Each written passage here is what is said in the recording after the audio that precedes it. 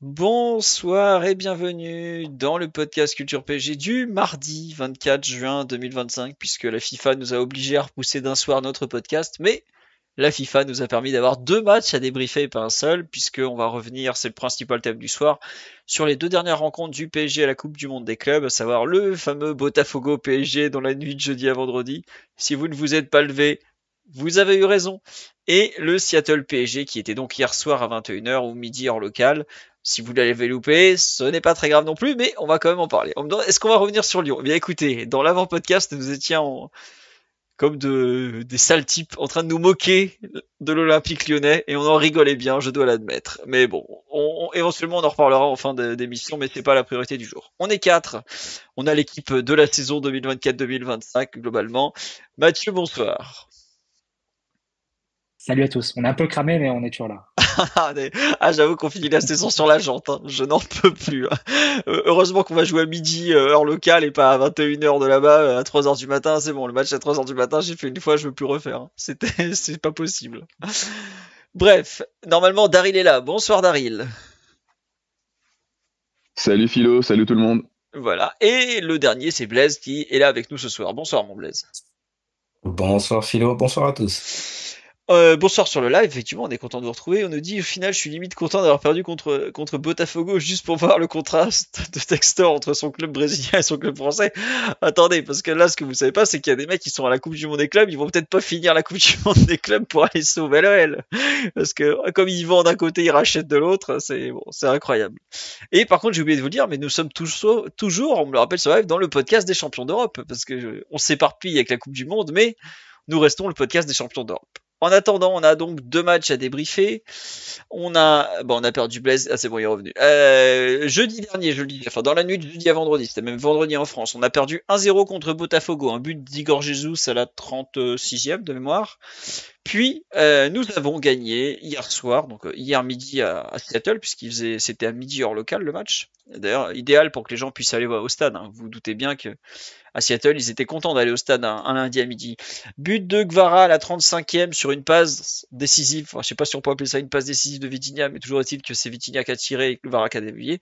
Et 2-0 à Kimi 66e sur une vraie passe décisive cette fois-ci de Bradley Barcola. Bah écoutez, oui c'était un match officiel contre Botafogo. Ah oui, vu le nombre d'anti-jeux, de mauvais gestes qu'ils ont pu faire, c'était bien un match officiel. On va attaquer tout de suite sur le pouls du match. Bah, globalement, je trouve que je vais même aller plus loin et englober peut-être aussi un peu le premier match contre l'Atlético. Je trouve que l'équipe du PSG est un petit peu la même quand même dans l'ensemble. Une équipe qui souffre globalement. On voit que c'est la fin de la saison, c'est dur, qu'il fait chaud là-bas, les terrains sont vraiment pourris. Et je trouve que là un peu ce qui est marquant, c'est les difficultés du PSG à se créer des occasions. Toute la saison, le PSG était une équipe qui était vraiment très très dynamique, qui à défaut de marquer tous les matchs, mais bon, marquait quand même souvent, euh, était était créative, avait plein de fantaisie, créait beaucoup d'occasions. Et là, on voit que ne serait-ce que créer une occasion, c'est compliqué. Alors ça, comme on dit, comme vous me le dites sur live avec beaucoup de justesse, les températures sont horribles pour jouer. Et puis, je vous préviens, regardez sur une carte où c'est Atlanta en Géorgie, c'est encore plus au sud que Los Angeles sur en planisphère. Donc ça va être terrible. Mais le stade d'Atlanta se ferme avec le toit, donc au moins ils seront à l'ombre. Et je peux vous dire qu'ils vont envoyer de la clim à fond les ballons, donc ça devrait être à peu près jouable. Mais toujours est-il que oui, les conditions sont horribles, les terrains sont vraiment pas terribles, hein. C'est rare que Luis Enrique fasse une sortie comme ça. Il l'a fait que deux fois, c'était en Coupe de France où on a joué sur un champ de patates. Je crois qu'il a fait une remarque aussi après le match à Brest en Ligue des Champions, enfin à Guingamp contre Brest. Mais non, globalement, on voit que le PSG est un peu dans le dur physiquement, a du mal à créer des choses. Il y a des joueurs que je trouve très très très fatigués. Mais écoutez, on est en huitième de finale. On va jouer l'Inter Miami d'un certain Lionel Messi, un mec qui a joué chez nous mais qui a pas laissé une trace immense, loin de là même. Ensuite le quart de finale, alors je sais pas parce que comme le Bayern est visiblement en train de perdre, ça va bousculer tous les tableaux. Donc à voir la suite. Mais bon, on verra globalement si le PSG fait pas n'importe quoi, il pourrait se retrouver globalement en demi-finale sans être spécialement bon. Donc, à voir. Mais c'est vrai que je trouve que enfin, vous me direz ce que vous en pensez tous, hein, sur live aussi. Je trouve que cette compétition, elle fait bâcler à tous les niveaux. On voit la qualité de la télé est médiocre, les équipes ont pas eu de temps de préparation, les pelouses sont pourries. Ils font jouer les mecs à midi en plein cagnard. Bah là, visiblement, il y en a un qui se sentait pas bien pendant Benfica Bayern tout à l'heure. Le niveau de jeu est vraiment pas terrible. Les Brésiliens, ils ont joué 2 matchs à fond. Bah ça y est, ils sont tous cramés maintenant. Donc on joue, mais je prends pas énormément de plaisir devant cette compétition. Oui, Mathieu. Ah bon, je croyais que Mathieu voulait parler, mais visiblement non. Oui. Voilà, non, mais pour continuer sur ce que tu disais, Philo, je pense qu'il y a aussi un problème de, comment dire, le fait que ça arrive vraiment en fin de saison, et que ce soit aussi une première édition. Je pense que côté européen, ça la prend pas vraiment au sérieux. Je sais pas si vous avez vu aujourd'hui les images de City à la plage, etc. Enfin, tu t'imagines, je pense que l'an prochain, Je savais quand pas on aura vu, la non? Coupe du Monde des Nations, il y aura pas de, enfin, aucune équipe fera une sortie plage, récupération, etc. En pleine compétition. Enfin, ça n'existera pas. Là, tu vois vraiment que c'est une tournée de post-saison un peu améliorée, on va dire. Le fait que t'aies des grandes équipes qui n'y participent pas, le fait que voilà, ce soit une première édition, tout ça, les conditions évidemment, ça aide pas vraiment à prendre la compétition au sérieux. Après, les joueurs sont professionnels, il y a aucune équipe qui a vraiment lâché la compétition. Mais on va pas non plus dire que l'implication et la motivation est au top. Après, côté PSG, je séparais quand même un peu, tu as pris les 3 matchs dans leur globalité. Je séparais quand même un peu le premier des deux suivants dans la mesure où je Je serais t'en pas étonné prie. que le premier match ait quand même eu un effet euh, et un impact sur l'état physique des joueurs. Ça a été un match très éprouvant face à l'Atlético, en plus où l'équipe s'est donnée à essayer de jouer un peu comme elle le faisait sur les semaines précédentes en allant presser très haut, en mettant beaucoup d'intensité, du moins sur le premier mi-temps. Ce serait pas étonnant que les joueurs les payaient un peu sur les deux matchs suivants, quoi, parce que l'effort, je pense, a été assez brutal à Pasadena lors du premier match. La chance que peut avoir le PSG pour la suite de la compétition, c'est évidemment le jour de repos qu'on récupère en passant de la bonne partie du tableau, on va dire, après avoir fini premier de poule.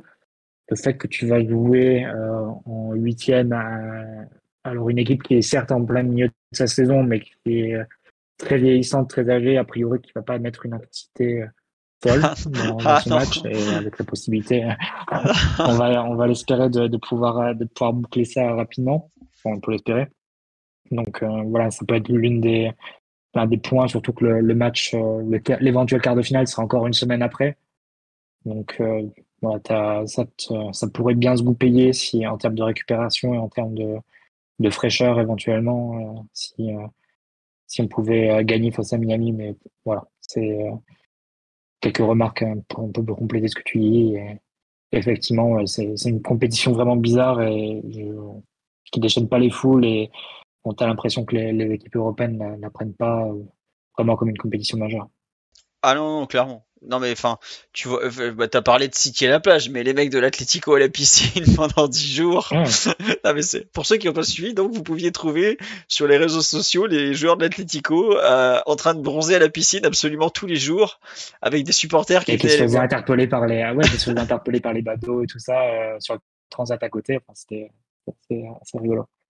Ouais, non mais c'était un peu folklorique. Bon, c'est sûr que ça fait pas très Coupe du Monde, mais bon, on verra comment ça se finit cette compétition, parce que je pense que quand les matchs un peu de huitième, quart, tout ça vont vraiment se présenter, ça va devenir un peu sérieux. Mais ça se voit que les joueurs européens ils sont épuisés globalement. Enfin, il y a des types qui sont les mains sur les hanches au bout d'un quart d'heure. Il faut quand même se rendre compte que la saison, c'est la première fois qu'on joue la Ligue des Champions avec 2 matchs de poule de plus des barrages. Nous, on a quand même fait 17 matchs de Ligue des Champions. Je trouve que pour la première fois de la saison, ça se sent vraiment que côté parisien, on est fatigué. Blaise, tu voulais rajouter quelque chose sur l'aspect un peu général que j'ai décrit, Mathieu aussi, sur la compétition?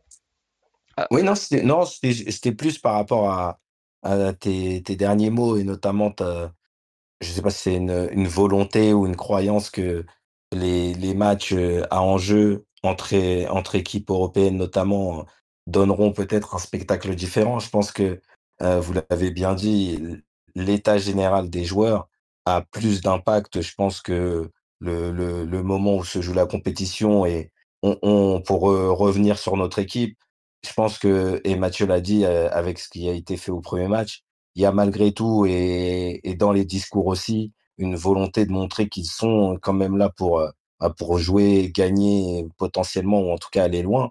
Mais malgré tout, physiquement, c'est vraiment à ce niveau-là où ça blesse parce que j'ai vraiment l'impression que même les joueurs essaient de se rajouter un peu de tension compétitive et l'enjeu, entre guillemets, hein, du match d'hier l'a un petit peu montré parce que je les ai trouvés vraiment dans les expressions comme des joueurs qui avaient vraiment la volonté d'aller plus loin dans ce tournoi au lieu d'aller en vacances. Et malgré leur bonne volonté, en fait, ils ont très peu de jambes pour aller beaucoup plus loin dans leurs intentions. Donc je sais pas si malgré le temps de récupération qu'on pourrait avoir ou ce que les oppositions entre joueurs qui ont l'habitude de se fréquenter pourraient donner, mais j'ai vraiment l'impression qu'on restera sur cet aspect compétition un peu amical. Ouais. Tiens, on nous dit, attendez, c'est encore à midi le match à Atlanta. Ouais, le 8e et le quart seront à midi à Atlanta. Mais comme je vous dis, Atlanta, c'est un des rares stades de la compétition qui se ferme. Donc, au moins, tu n'es pas au soleil. Enfin, ça a l'air de rien, mais ça change énormément de choses. Alors après, faudra voir, enfin, je vais pas leur apprendre leur métier, ils savent gérer les flux de chaleur à l'intérieur de ça, mais sinon, Atlanta, le reste, il fait très très très chaud à Atlanta, en Géorgie. Donc, ouais. Mais oui, c'est à midi, mais bon. C'est comme ça. Globalement, le PSG va jouer dans je pense, un des 5 stades les plus fous de la planète. Quoi. Le Mercedes Stadium d'Atlanta, il est incroyable. Voilà. On nous dit à 16h, il fait 36 degrés. Voilà, c'est exactement ça. Et c'est en Celsius, hein, c'est pas en Fahrenheit comme les locaux. Il y a la clim dans le stade. Alors en théorie, il y a la clim visiblement pas partout. Mais si vous regardez les critiques Google du stade d'Atlanta, il y a des gens qui se plaignent, il fait trop froid parce que j'avais la clim sur moi. Donc ils vont trouver une solution. Ça, je pense que ça sera à peu près jouable. Le plus compliqué, ça va peut-être être l'entraînement jusque-là où il va faire une chaleur absolument délirante. Sur l'aspect fatigue, je vois sur le live déjà on parle tout ça, et que Blaise, Daryl, Mathieu, bon, honnêtement on va parler de façon un peu générale sur ce podcast. Qui vous paraissent les joueurs les plus fatigués? Je sais pas, tiens Daryl, on t'a pas entendu, vas-y. Ouais, bah il y a un nom qui est assez évident, qui est celui de Hakimi, hein, qu'on a vu hier avec sur une action là, à la suite d'une action, prendre un petit peu de temps au niveau des panneaux publicitaires pour souffler et se remettre dedans. Lui qui enchaîne les rencontres depuis le mois de juillet, quasiment sans interruption.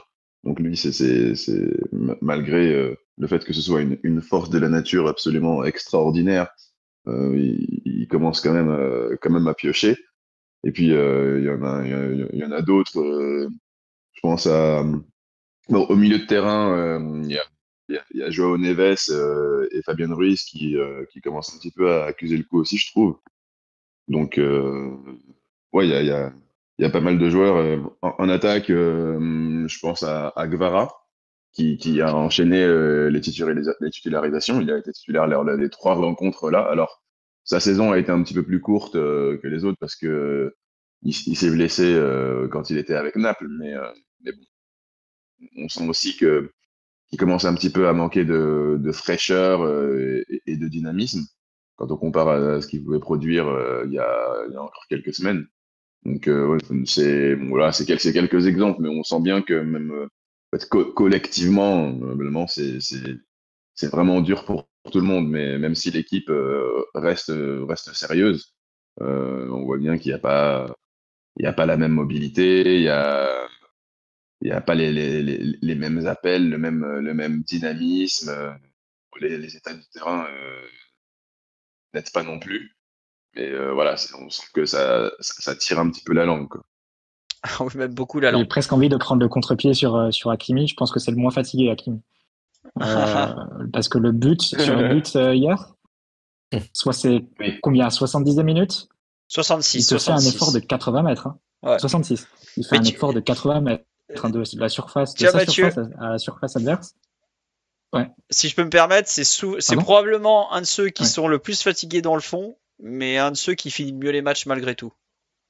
Parce qu'il a un tel coffre, en fait, au bout d'un moment, tu vois, tes réserves s'amenuisent, mais lui, il a une endurance qui est tellement hors norme que la dernière demi-heure. Le deuxième ou troisième souffle. Ah, mais la dernière demi-heure, c'est le meilleur Parisien du match, alors que les 30 premières minutes, elles sont compliquées, les 30 premières minutes d'Hakimi. La passe, là, je crois que c'est Gvara qui l'envoie au but, ou non, c'est Mayulu, quand il dévisse complètement dans la surface. Là, tu te dis, mais il est cuit de chez cuit, le type, quoi, le pauvre. Et finalement, il finit bien, quoi. Moi, j'avoue que je trouve que Gvara fait partie des joueurs qui commencent à avoir vraiment, vraiment beaucoup de mal. Lui, il a pu se reposer après la Ligue des Champions, hein. Mais là, t'as l'impression qu'au bout de 2 matchs, il y a plus rien dans le moteur, le pauvre. Je sais pas s'il a passé un dribble contre les mecs de Seattle, par exemple, quoi. Et c'est pour ça, le fait qu'on récupère en cours de compétition Barcola et Dembélé qui ont pu se régénérer un peu, ça peut nous changer beaucoup de choses. Mais sinon, ouais, ceux que tu as cités, Daryl, moi je trouve que Gvara, ça se voit vraiment beaucoup. Même on me le dit sur live, Pacho, il y a des moments, il tire la langue, il en peut plus, le pauvre. Après, Pacho, il en a joué des matchs et du kilomètre, il en a fait cette année. Mais c'est vrai qu'on se rend compte que Il c'est a combien de minutes là? Oh, Plus de 4300. Enfin, ah ouais, bah, des chiffres rares au PSG. Ouais, Hakimi et lui sont à plus de 4000. Ouais. ouais, Hakimi est attendez, juste Peut-être avec le Vitinha aussi, je PSG. crois. Ouais. Hakimi est à 4345, Pacho il est à 4373 et Vitinha est à 4161. Et 4000 minutes au PSG, comme tu dis, Mathieu, c'est rare, hein. Donc, et ces mecs-là, bien Ouais, c'est les trois évidemment. seuls, hein, je pense. Non, mais surtout, autant Vitinha, il joue pas tout le temps en sélection. Pacho, il joue tous les matchs avec l'Équateur. Comme c'est les qualifications Sudam, il n'y a pas le choix. Et Hakimi, avec le Maroc, il a même fait les JO. Hakimi, je pense que toute compétition confondue, avec les JO, le Maroc, je serais pas surpris qu'il soit au-dessus des 6000 minutes cette saison. Ou pas loin, en tout cas. Je crois avoir lu 6000 ou 7000, un truc comme ça. Non, 7000, Donc, avoir ça. vu passer quelque chose comme ça. Oh là là là là. Hakimi, il en est à Ouais, non, Si 60. tu comptes vraiment mais- depuis juillet, quoi. Depuis juillet Non, dernier. mais il peut pas être à il faut 7000. compter, hein. Il est à 65 matchs. Même s'il joue les 90, visiblement, ça monte à 5850 au maximum. Après, dans le tas, il doit y avoir une prolongation ou deux.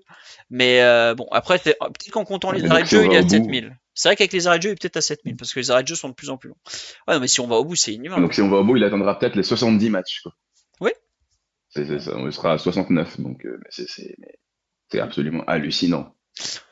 La fiabilité physique, quand même, on a pas mal souligné le travail exceptionnel du staff, mais il faut vraiment insister là-dessus, parce que avec ce groupe quand même assez restreint, hein, selon la volonté du coach, réussir à être encore présent là, quasiment au mois de juillet, c'est ahurissant, en ayant vraiment très peu subi de blessures musculaires. Bah ouais. Et après, t'as beaucoup de jeunes joueurs aussi, hein. Enfin, le PSG était l'équipe Et le plus. pour, Vas-y, Ah excuse-moi. oui, oui. Non, non. Et pour Hakimi et Pacho notamment, et Hakimi l'a dit en interview, il faut quand même, parce on félicite avec beaucoup de justesse le travail du staff pour maintenir ces joueurs en forme. Mais eux, il faut reconnaître, et notamment bah, pour ces deux-là, qu'il y a une composition qui les rend vraiment bah, bien au-dessus du joueur moyen et même du joueur exceptionnel. Parce que Hakimi, on voit avec son volume de jeu, et Philo l'a bien rappelé, parce que je pense que lui, en fait, il a un niveau plus bas qui est au-dessus des autres. Donc, à la 70e minute, même en juillet 2025, après avoir démarré en juillet 2024, il sera à même de pouvoir bien finir les matchs. Et Pacho, là où c'est encore aussi impressionnant, même parfois plus sur certains aspects, c'est que lui, il a des duels physiques absolument pratiquement sur tous ses ballons. Et pour aimer aussi d'autres sports de préau, comme Philo les appelle, je peux vous dire que sur des postes d'intérieur notamment, en fait, c'est la répétition des duels à jouer, des oppositions corps à corps qui aussi fatiguent et rendent une saison encore plus longue que sur certains postes. Ah, mais Pacho, il est incroyable, hein. Vraiment, hein, tout à l'heure, Daryl, tu parlais de la préparation du staff. Effectivement, le staff a fait un travail de malade. Mais Pacho, des fois, il a joué en Ligue 1, il sortait à peine de l'avion d'Amérique du Sud, hein. Vraiment, en termes de fiabilité physique, je crois que. Je sais pas si. Avec Hakimi, les deux, ce sont des ovnis, hein. Après, il y aura forcément un moment où ça va péter, entre guillemets, parce que c'est inhumain ce qu'ils subissent. Mais vraiment. On parle du chewing-gum magique, je sais pas si c'est le chewing-gum magique, le bandage à la main qu'ils ont en ce moment tous les deux, mais en tout cas c'est très très solide physiquement, c'est impressionnant même. Vous connaissez la polémique sur le bandage à la main en Espagne? Ah non, c'est quoi encore celle-là? Non, parce que les joueurs du Barça, ils ont tous un bandage à la main. Du coup, tous les supporters madrilènes, ils évoquent le dopage. Ils disent c'est quelque chose, c'est Flick qui a ramené ça du Bayern, etc. Donc, ça a été, ça a fait beaucoup de papiers ou de commentaires sur le Twitter madrilène ces dernières semaines. Mais ils sont au Donc courant que peut-être que Pacho et Hakimi avec la pharmacie catalane portée de Luis Enrique, Et, non, et, je plaisante. et Mathieu, je dois avoir envie enfin, j'ai envie de croire en la théorie parce que si mes souvenirs sont bons, Doué avait un bandage lors de la finale. Et puis, bon, c'est pas comme si Benzema avait joué pendant 15 ans chez eux avec un bandage, gagné un ballon d'or et tout. Donc, non, Non, non, mais mais Benzema, parce qu'il avait son doigt qui était, tu le vois sur sa main, il a le doigt tordu, Benzema. Enfin, il s'est fait une fracture ou il s'était fait une fracture ou une torsion, je sais pas. Je pense que c'est pour ça qu'il fait ça, Benzema. ouais, Enfin, voilà, peut-être. c'est juste pour Mais bon, l'anecdote. Il y avait pas mal de tweets à ce sujet sur les joueurs du Barça. non, mais la fanbase madrilène, quand il s'agit de partir dans le n'importe quoi, est très forte, effectivement. Pour Ah ben là, revenir, vous avez la fanbase de l'Atlético qui dit depuis hier que le PSG a fait exprès de perdre contre Botafogo pour éliminer un concurrent direct comme l'Atlético au match du tournoi. Alors, attention, là, ah, mais ils sont incroyables tous. Ah bah oui. Par contre, là, le Bayern qui fait exprès de perdre pour pas croiser Chelsea en huitième, bon, les gars, j'ai pas envie d'y croire, mais bon, va falloir faire quelque chose pour revenir au score. Il y aura arbitrage vidéo. Il y a eu un but de Kimmich, mais il y Ah, a hors-jeu potentiellement de Kane, je crois, ouais, qui passe ouais, devant le il est, gardien. je te confirme à l'instant, les germaniques Ouais. de Mia San Mia disent qu'il est hors jeu. Ok, bon. Pour revenir sur le PSG, dans les trucs, donc on a beaucoup parlé physique, on a beaucoup parlé fatigue, on a un peu parlé Pacho. Moi, je trouve que dans l'ensemble, la défense parisienne, elle tient bien, quoi. Enfin, Donnarumma en 3 matchs, il a pris un but, pas de bol contre Botafogo. Il a failli nous faire une cagade monumentale contre Seattle, mais je crois qu'il a fait un arrêt, c'est la frappe de Griezmann et c'est tout, quoi. Et le reste, il a rien eu à faire. Donc le contre-pressing, l'organisation défensive générale, bah vraiment, elle est pas mal, hein. Franchement, je vraiment je pensais pas que ce Et serait aussi bon. Oui. il faut reconnaître, parce que on a effectivement beaucoup axé sur ce qui est une des forces de notre équipe, qui est notamment sa capacité à répéter les efforts, mais il faut quand même reconnaître, et ce que tu dis l'illustre, que le niveau, en fait, de connaissance des rôles des uns et des autres, du style de jeu de l'équipe, sa maturité, l'amène face à une opposition qui, elle aussi, est très moyenne.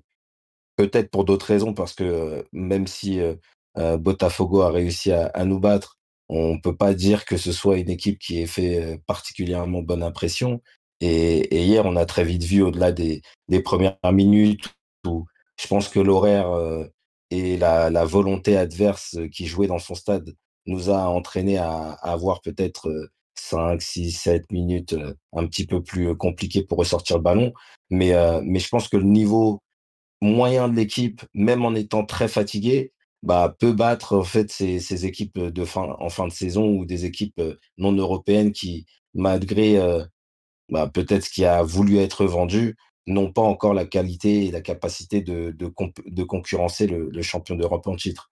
Donc, effectivement, il y a très peu d'occasions concédées. Je pense que le rythme des matchs permet aussi à notre équipe de ne pas avoir ces longues courses à faire vers son but.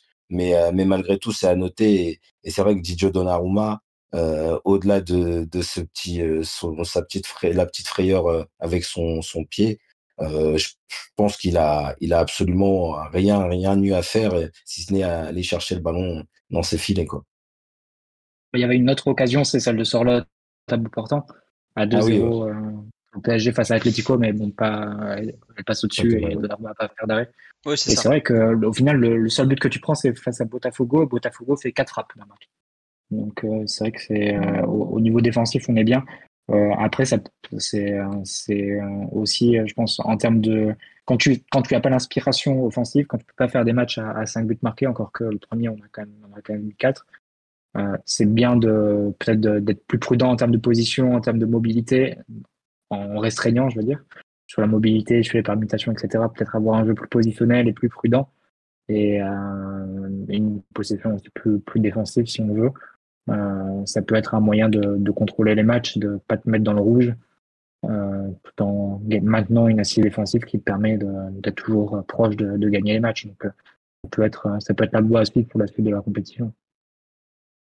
Oui, et bah, je sais pas si vous avez vu hier même en fin de match contre Seattle, on mène 2-0 et je crois que c'est Ruiz et Vitinha qui disent à tout le monde non non mais on calme en fait, on va pas courir après le 3-0, on est cramé, on garde le ballon, possession défensive, on fait courir et on fait pas n'importe quoi. Donc ça, j'avoue que la partie défensive, je suis agréablement surpris parce que les joueurs ils jouent quand même tous sur un fil. Je parle en termes de fatigue, tout ça et ça tient quand même pas trop mal malgré tout. Dans les. Ouais, c'est Oui, pour ça que je dis que l'équipe est vraiment sérieuse. Parce que ouais. pour le coup, défensivement, on a passé un cap énorme cette année. Et là, on sent quand même qu'il y a toujours les principes défensifs qui sont bien ancrés dans la tête des joueurs et que personne ne triche, quoi. Ah non, ça c'est sûr que personne ne triche. Et même, je trouve que autant on a du mal à générer des occasions parce qu'on manque un peu de comment ça s'appelle, de jus, de De fraîcheur. fraîcheur et Ouais, d'inspiration, vraiment. quoi. Non, mais tu sais, un peu Ouais. de. C'est là où je trouve que Désiré 2, par exemple, bon, on va en parler après, est incroyable, c'est qu'il arrive encore à avoir du gaz pour accélérer, du peps, tout ça. Devant, Mais, on en manque terriblement. Déjà, on joue sans attaquant axial, donc on va en reparler ça. Mais tu joues sans attaquant axial, t'as un ailier sur deux qui a pas grand chose dans le moteur. Forcément, tu as du mal à faire des différences. Après, défensivement, par contre, tu vois, le contre-pressing, il est toujours là. Allez, il est un peu moins saignant que en mars ou en février quand on était vraiment incroyable à ce niveau-là. Mais ce que tu proposes défensivement, c'est bien quand même. C'est même pas mal du tout. Donc ça, c'est très bien. On nous dit doué une VO2 max x2 par rapport à Kix. Oh, on peut même aller jusqu'à x3. Hein. Bon, surtout le Kix actuel qui malheureusement a subi une petite cure d'amaigrissement non souhaitée. On lui souhaite quand même un bon rétablissement, mais bon, il y a eu un passage à l'hôpital pas très sympa visiblement. On nous dit repos obligatoire de 3 semaines, on reprendra au mieux, oui ça c'est après la compétition, bah, on reprendra au mieux 10 jours avant le match contre Tottenham. Non, si on est éliminé dimanche par Miami, on reprendra, vous rajoutez, on sera donc dimanche le 28 je crois, ou 29, je sais plus. Vous rajoutez 3 semaines, ça fait 21 juillet, ouais voilà, il y aurait des vacances. Hein. Mais si le PSG va jusqu'en finale de cette Coupe du Monde des clubs, tu finis le 13 juillet, tu as 3 semaines de vacances, tu reprends, je crois, le 2 août ou un truc du genre. Bon, ça te fait pas grand-chose hein, en vacances, faut quand même le dire. Donc c'est comme Je ça. pense qu'il y aura peut-être une négociation pour repousser la Super Coupe d'Europe, possiblement. Ah bah je pense pas, non, elle est comme ça tout le temps. Hein. 4 août le lundi, ça serait qu'on Bah, reprend. Ah, franchement, l'UEFA va mais pas il faire n'y a un plus de cadeau date à la FIFA. disponible, Hein. hein. Ouais, et puis surtout c'est à Non, Houdin. non, à mon avis. Tu sais, ils ont déjà tu tout peux pas le mettre en organisé. milieu de semaine, la semaine d'après, ou quelque chose comme ça. Bah je sais pas. Nasser et Séphérine, ils peuvent s'arranger. Hein. On Pas verra, là-dessus. écoute.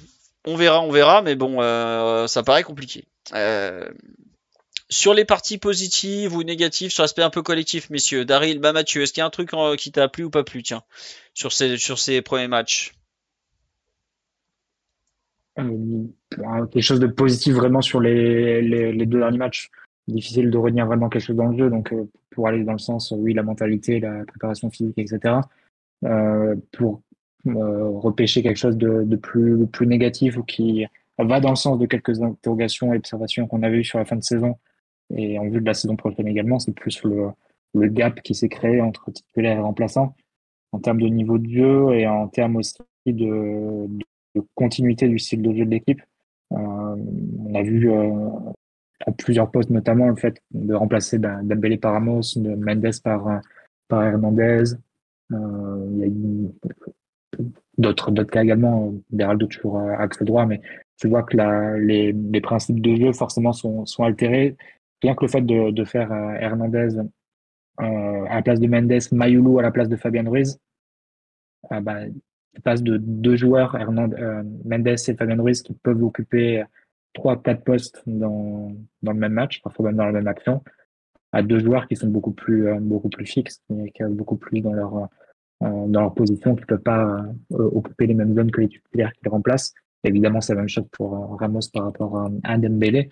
Donc là, forcément, ça t'interroge un petit peu vis-à-vis de la constitution du banc pour l'an prochain. Le luxe qu'a le PSG cette année, c'est au fond d'avoir l'assurance et la sécurité que le 11 est de très haut niveau. C'est le meilleur en Europe. Et il l'a largement démontré. tout l'enjeu maintenant pour la saison prochaine, et d'autant plus sur une saison qui s'annonce encore très longue, et donc il peut redouter les conséquences en termes physiques par rapport au match qu'on est en train d'enchaîner en ce moment. Bah, tout l'enjeu, ça va être de te constituer, de revoir, revisiter, on va dire, le banc des remplaçants pour permettre une rotation efficace et une émulation encore plus importante vis-à-vis des titulaires, et aussi des choix ou des options qui seraient plus nombreuses pour l'entraîneur.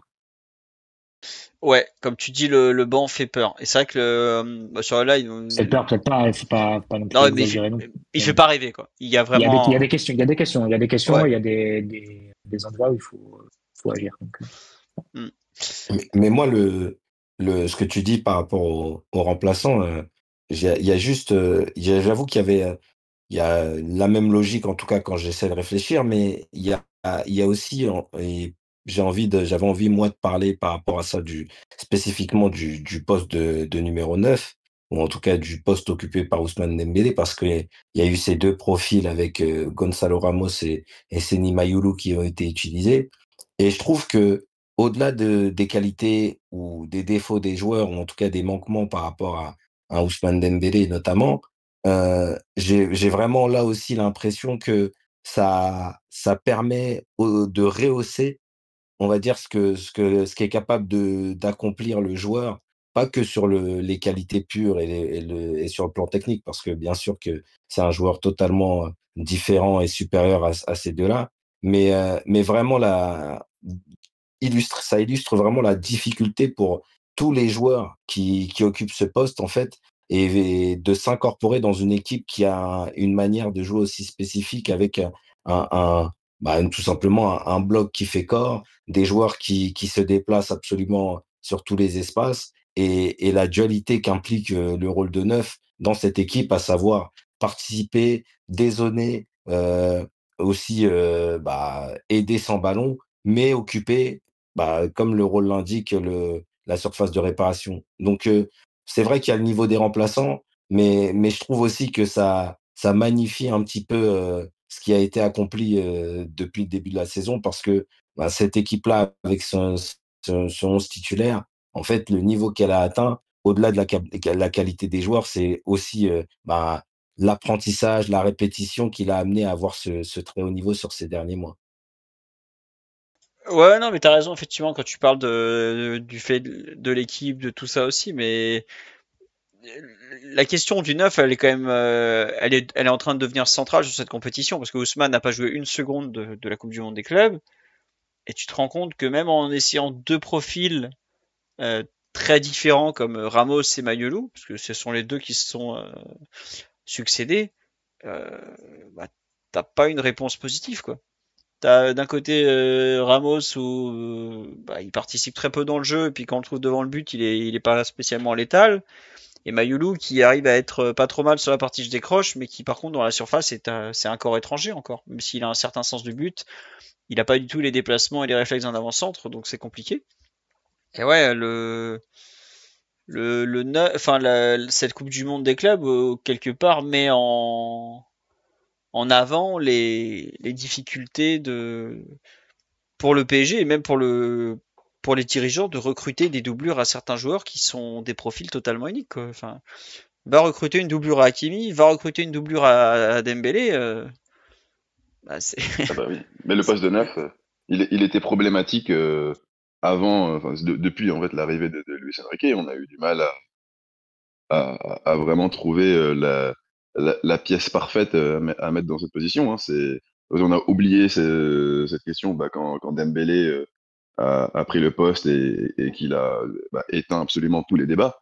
Mais c'est vraiment le seul, depuis que Luis Enrique est là, qui a su véritablement interpréter le poste à la perfection. Donc on voit bien là ouais, à quel point c'est très compliqué d'avoir un joueur là qui est capable d'animer et d'occuper ce poste efficacement. Ça nécessite tellement de choses en fait. Il faut déjà bah, une vraie compréhension, une compréhension du jeu, et puis il faut être un joueur un peu total en fait. Il faut être bon dans tous les registres, quoi. C'est dans les déplacements, dans la lecture du jeu, au niveau de la passe, faut être capable d'éliminer, de bien servir ses partenaires, puis d'occuper la défense adverse efficacement, quoi. C'est tellement exigeant ce qui est demandé à un neuf que oui, on voit bien que sans Dembélé, en fait, c'est impossible. Hein. Je pense qu'il y a vraiment très peu de joueurs à l'heure actuelle qui, dans cette équipe-là, vu le niveau qu'elle a atteint en plus collectivement, qui est évidemment extrêmement élevé, il y a très peu de joueurs qui peuvent donner satisfaction. Ouais. Ah bah oui, oui, oui. Puis ceux qui pourraient donner satisfaction, c'est des joueurs à 70, 80, 100 millions qui vont pas venir faire la doublure de Ah Dembélé, oui, quoi. Voilà, donc c'est bon. C'est normal qu'il y ait un écart entre titulaires et remplaçants, ça existe partout. Ou alors t'as vraiment de la chance et t'as un groupe hors norme, mais c'est vrai que à ce point-là, bon. Et puis il y a quand même des trucs à noter dans le coaching de Luis Enrique. Quand Lee ne rentre même pas contre Seattle, quand Ramos est envoyé sur le banc de touche après 2 matchs en mode bon allez hop t'as eu ta chance, on passe au suivant. Bon, ça montre aussi que je pense que le coach est là en mode j'ai pas vraiment le temps de faire d'en perdre. Donc il va falloir être bon tout de suite parce que sinon c'est aussi la saison prochaine que vous êtes en train de jouer. Oui Mathieu? Non, mais en plus, si tu veux, dans l'esprit de Luis Enrique, s'il veut garder un groupe assez restreint, il doit quand même avoir des joueurs sur le banc qui peuvent apporter parce que à ce moment-là, si tu n'as pas ça, tu te retrouves pas avec un groupe restreint, tu te retrouves avec juste un 11 et plus Barcola, quoi. Donc ça, c'est quelque chose qu'il faut évidemment prendre en compte. L'autre conséquence quand tu veux avoir un groupe restreint, pour pouvoir donner du temps de jeu à tout le monde, pour pouvoir maintenir le plus de joueurs possible contents de leur place dans l'équipe et impliqués, c'est aussi d'avoir sur le banc des joueurs qui peuvent occuper différentes positions. Et là, il y a quelques cas, quelques questions aussi qui vont se poser. Je sais pas, par exemple, en vue de l'arrivée possible de Zabarni ou du moins d'un autre défenseur central, est-ce que Beraldo plus Hernandez sont des joueurs qui sont assez fixes? Est-ce que ça vaut le coup de garder les deux? Et est-ce que t'as pas quelque chose à faire à ce niveau-là pour pouvoir prendre un joueur qui peut vraiment plus remplacer efficacement soit Mendes, soit Hakimi dans leur rôle offensif? Un joueur comme Lee, évidemment, comme c'est un joueur que tu as cité, Philo, qui peut pas vraiment prétendre à un poste offensif. Il a raté sa chance en numéro 9, il peut pas vraiment jouer sur les côtés. Il n'a pas l'explosivité pour et la capacité notamment à faire mal en transition ou à déséquilibrer les blocs bas. Sur le plan des positions au milieu de terrain, bon, on l'a très peu revu après l'essai en numéro 6 une ou deux fois en fin de championnat. Donc, lui, tu vois que son rôle dans l'effectif, il est allé décrescendo et jusqu'à plus vraiment en avoir aujourd'hui. Et donc, ça paraît être assez clair qu'il peut être remplacé. Donc voilà, tu as des cas comme ça, peut-être individuellement, qui peuvent se poser, où là, le PSG va devoir axer sa réflexion. Est-ce que ce sont vraiment les meilleurs outils à disposition de son équipe pour tenir une longue saison si ils veulent garder l'idée d'un groupe assez resserré. S'ils veulent élargir le groupe, bah, ils peuvent toujours garder ceux qui sont là, plus rajouter de nouveaux joueurs. Ouais, mais c'est vrai que sur la compétition, on a l'impression qu'il est un peu dans la suite de la Ligue des Champions où il laisse pas beaucoup de minutes à des joueurs dont on aurait pu croire qu'ils allaient jouer. Moi, j'ai été surpris que Lee, par exemple, ne joue pas une minute contre Seattle. Il a débuté aucun des 3 matchs. Il a marqué un péno lors du premier qu'on lui a donné un peu par pitié. Enfin, Vitinha a été gentil. Euh, Là, contre Seattle à 2-0, c'est Mbaye qui rentre et pas lui. Alors, d'ailleurs, je crois qu'on a fait que 4 changements contre Seattle. Hein, c'est ça, Daryl, on a fait que 4 changements. Je crois, ouais. Ouais, donc Je bon. crois. Il y a... Oui, oui. Bon, voilà, ça dit des choses aussi quand même. Qu'on me dise pas que Lee peut pas jouer un quart d'heure à la place de Fabian Ruiz en relayeur gauche contre Seattle en Coupe du Monde des clubs. Hein, donc bon. Non mais j'avoue Non, c'est que clairement que lui, il est plus, on compte plus. Enfin, il y a des messages. Il y a la préparation de la saison suivante aussi, de la prochaine saison hmm, qui se joue là. Et globalement, et on sent bien que c'est un joueur sur lequel on ne compte plus vraiment. Enfin, la porte semble grande ouverte pour lui. Ah oui, ça c'est sûr, oui. Ah voilà, ouais, ouais. Enfin, en général, quand ça commence comme ça, on sait comment ça finit avec Luis Enrique, hein. Asensio, ça a commencé comme ça. Bon, Kolo Muani, ça a commencé comme ça. Quelques mois plus tard, il n'y avait plus personne, hein. Donc bon, à la place de Lee, je commencerai à appeler mon agent, là. C'est le genre de moment où ça sent pas très très bon pour eux, on va dire. Mais bon. C'est vrai que Mayulu lui est complètement passé devant Ali, ouais. Bon.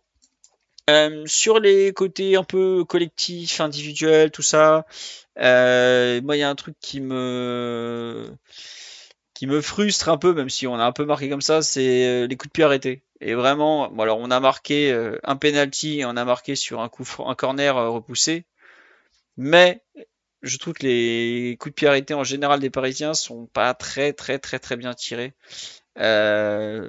voire carrément mal tirés pour dans certains cas.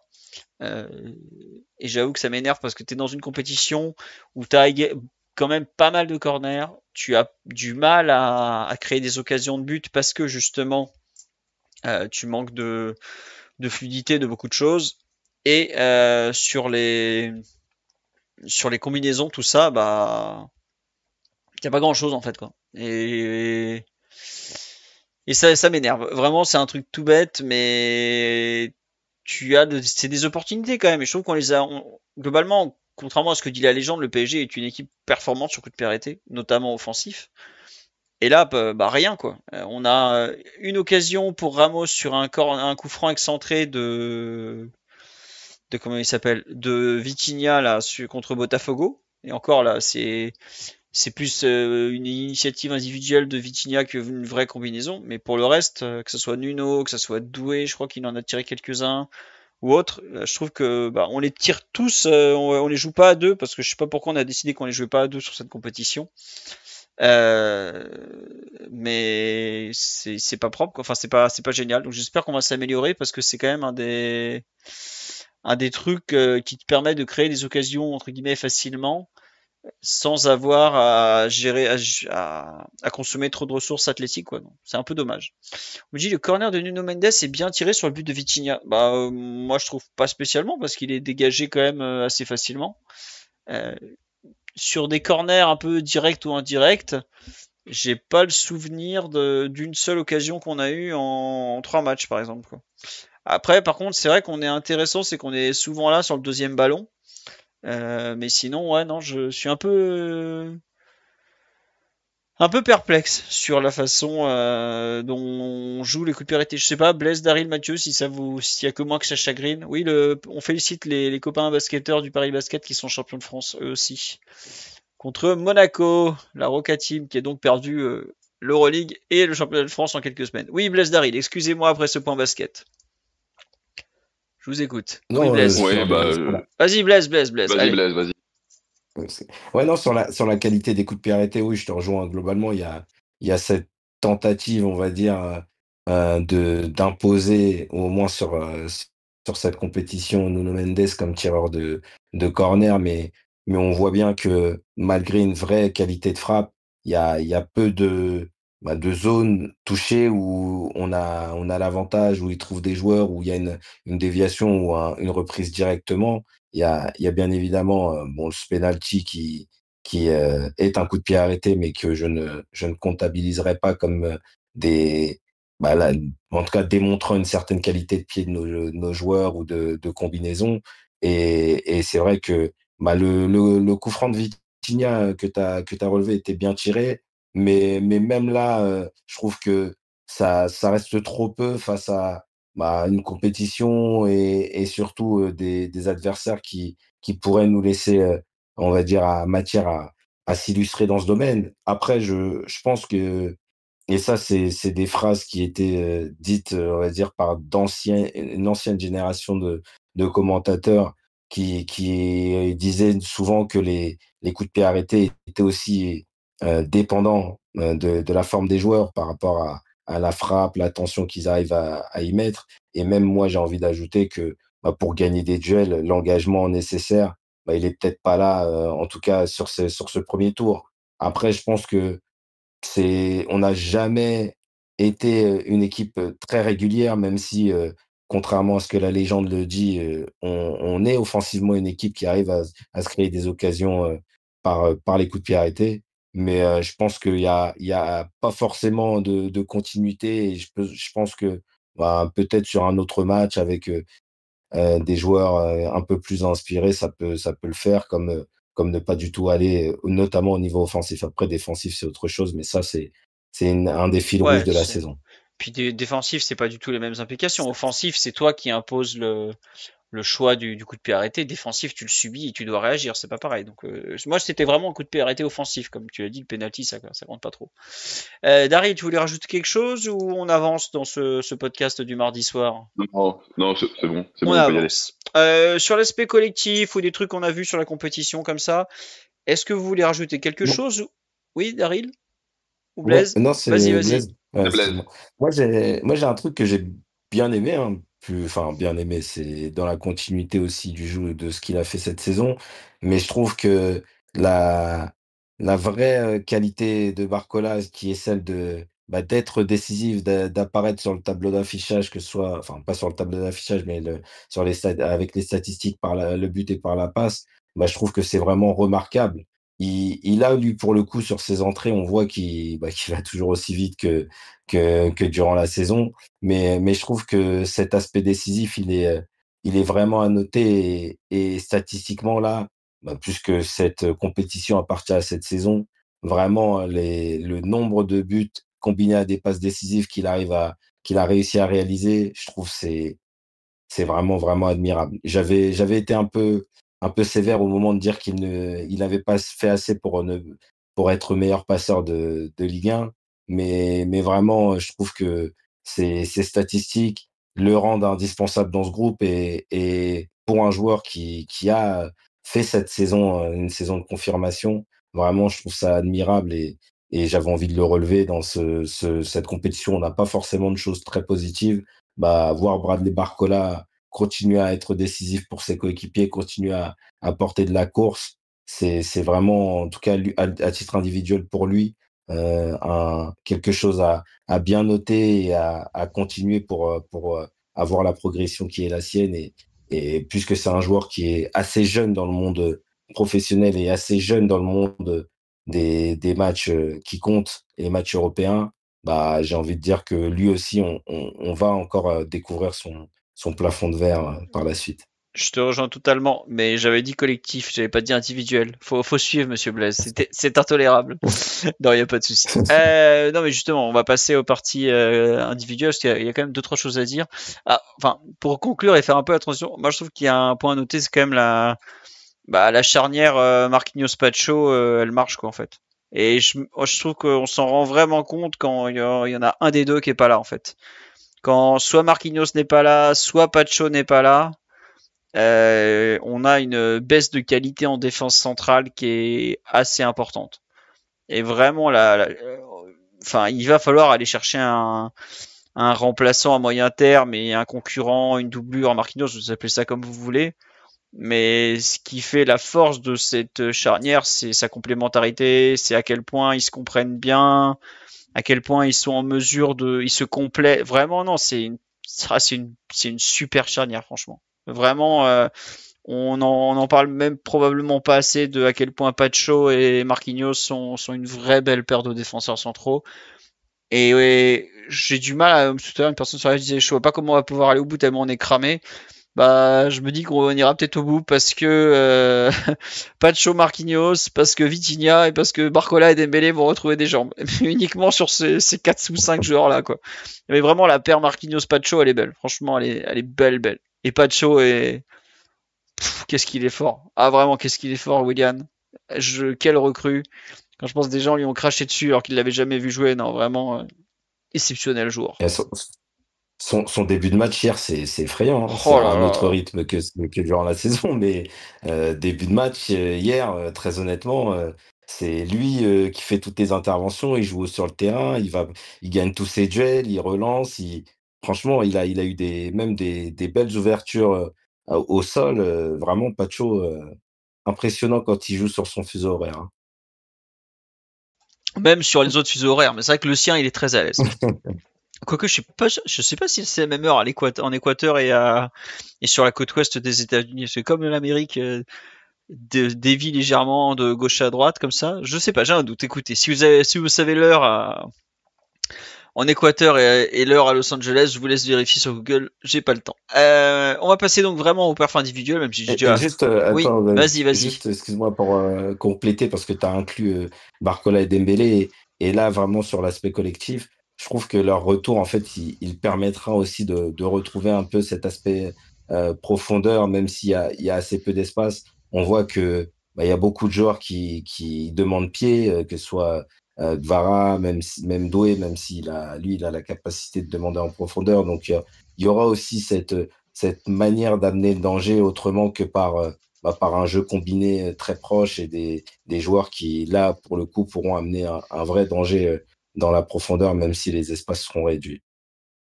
Tout à fait. Et moi, je n'attends que leur retour pour retrouver des occasions de but.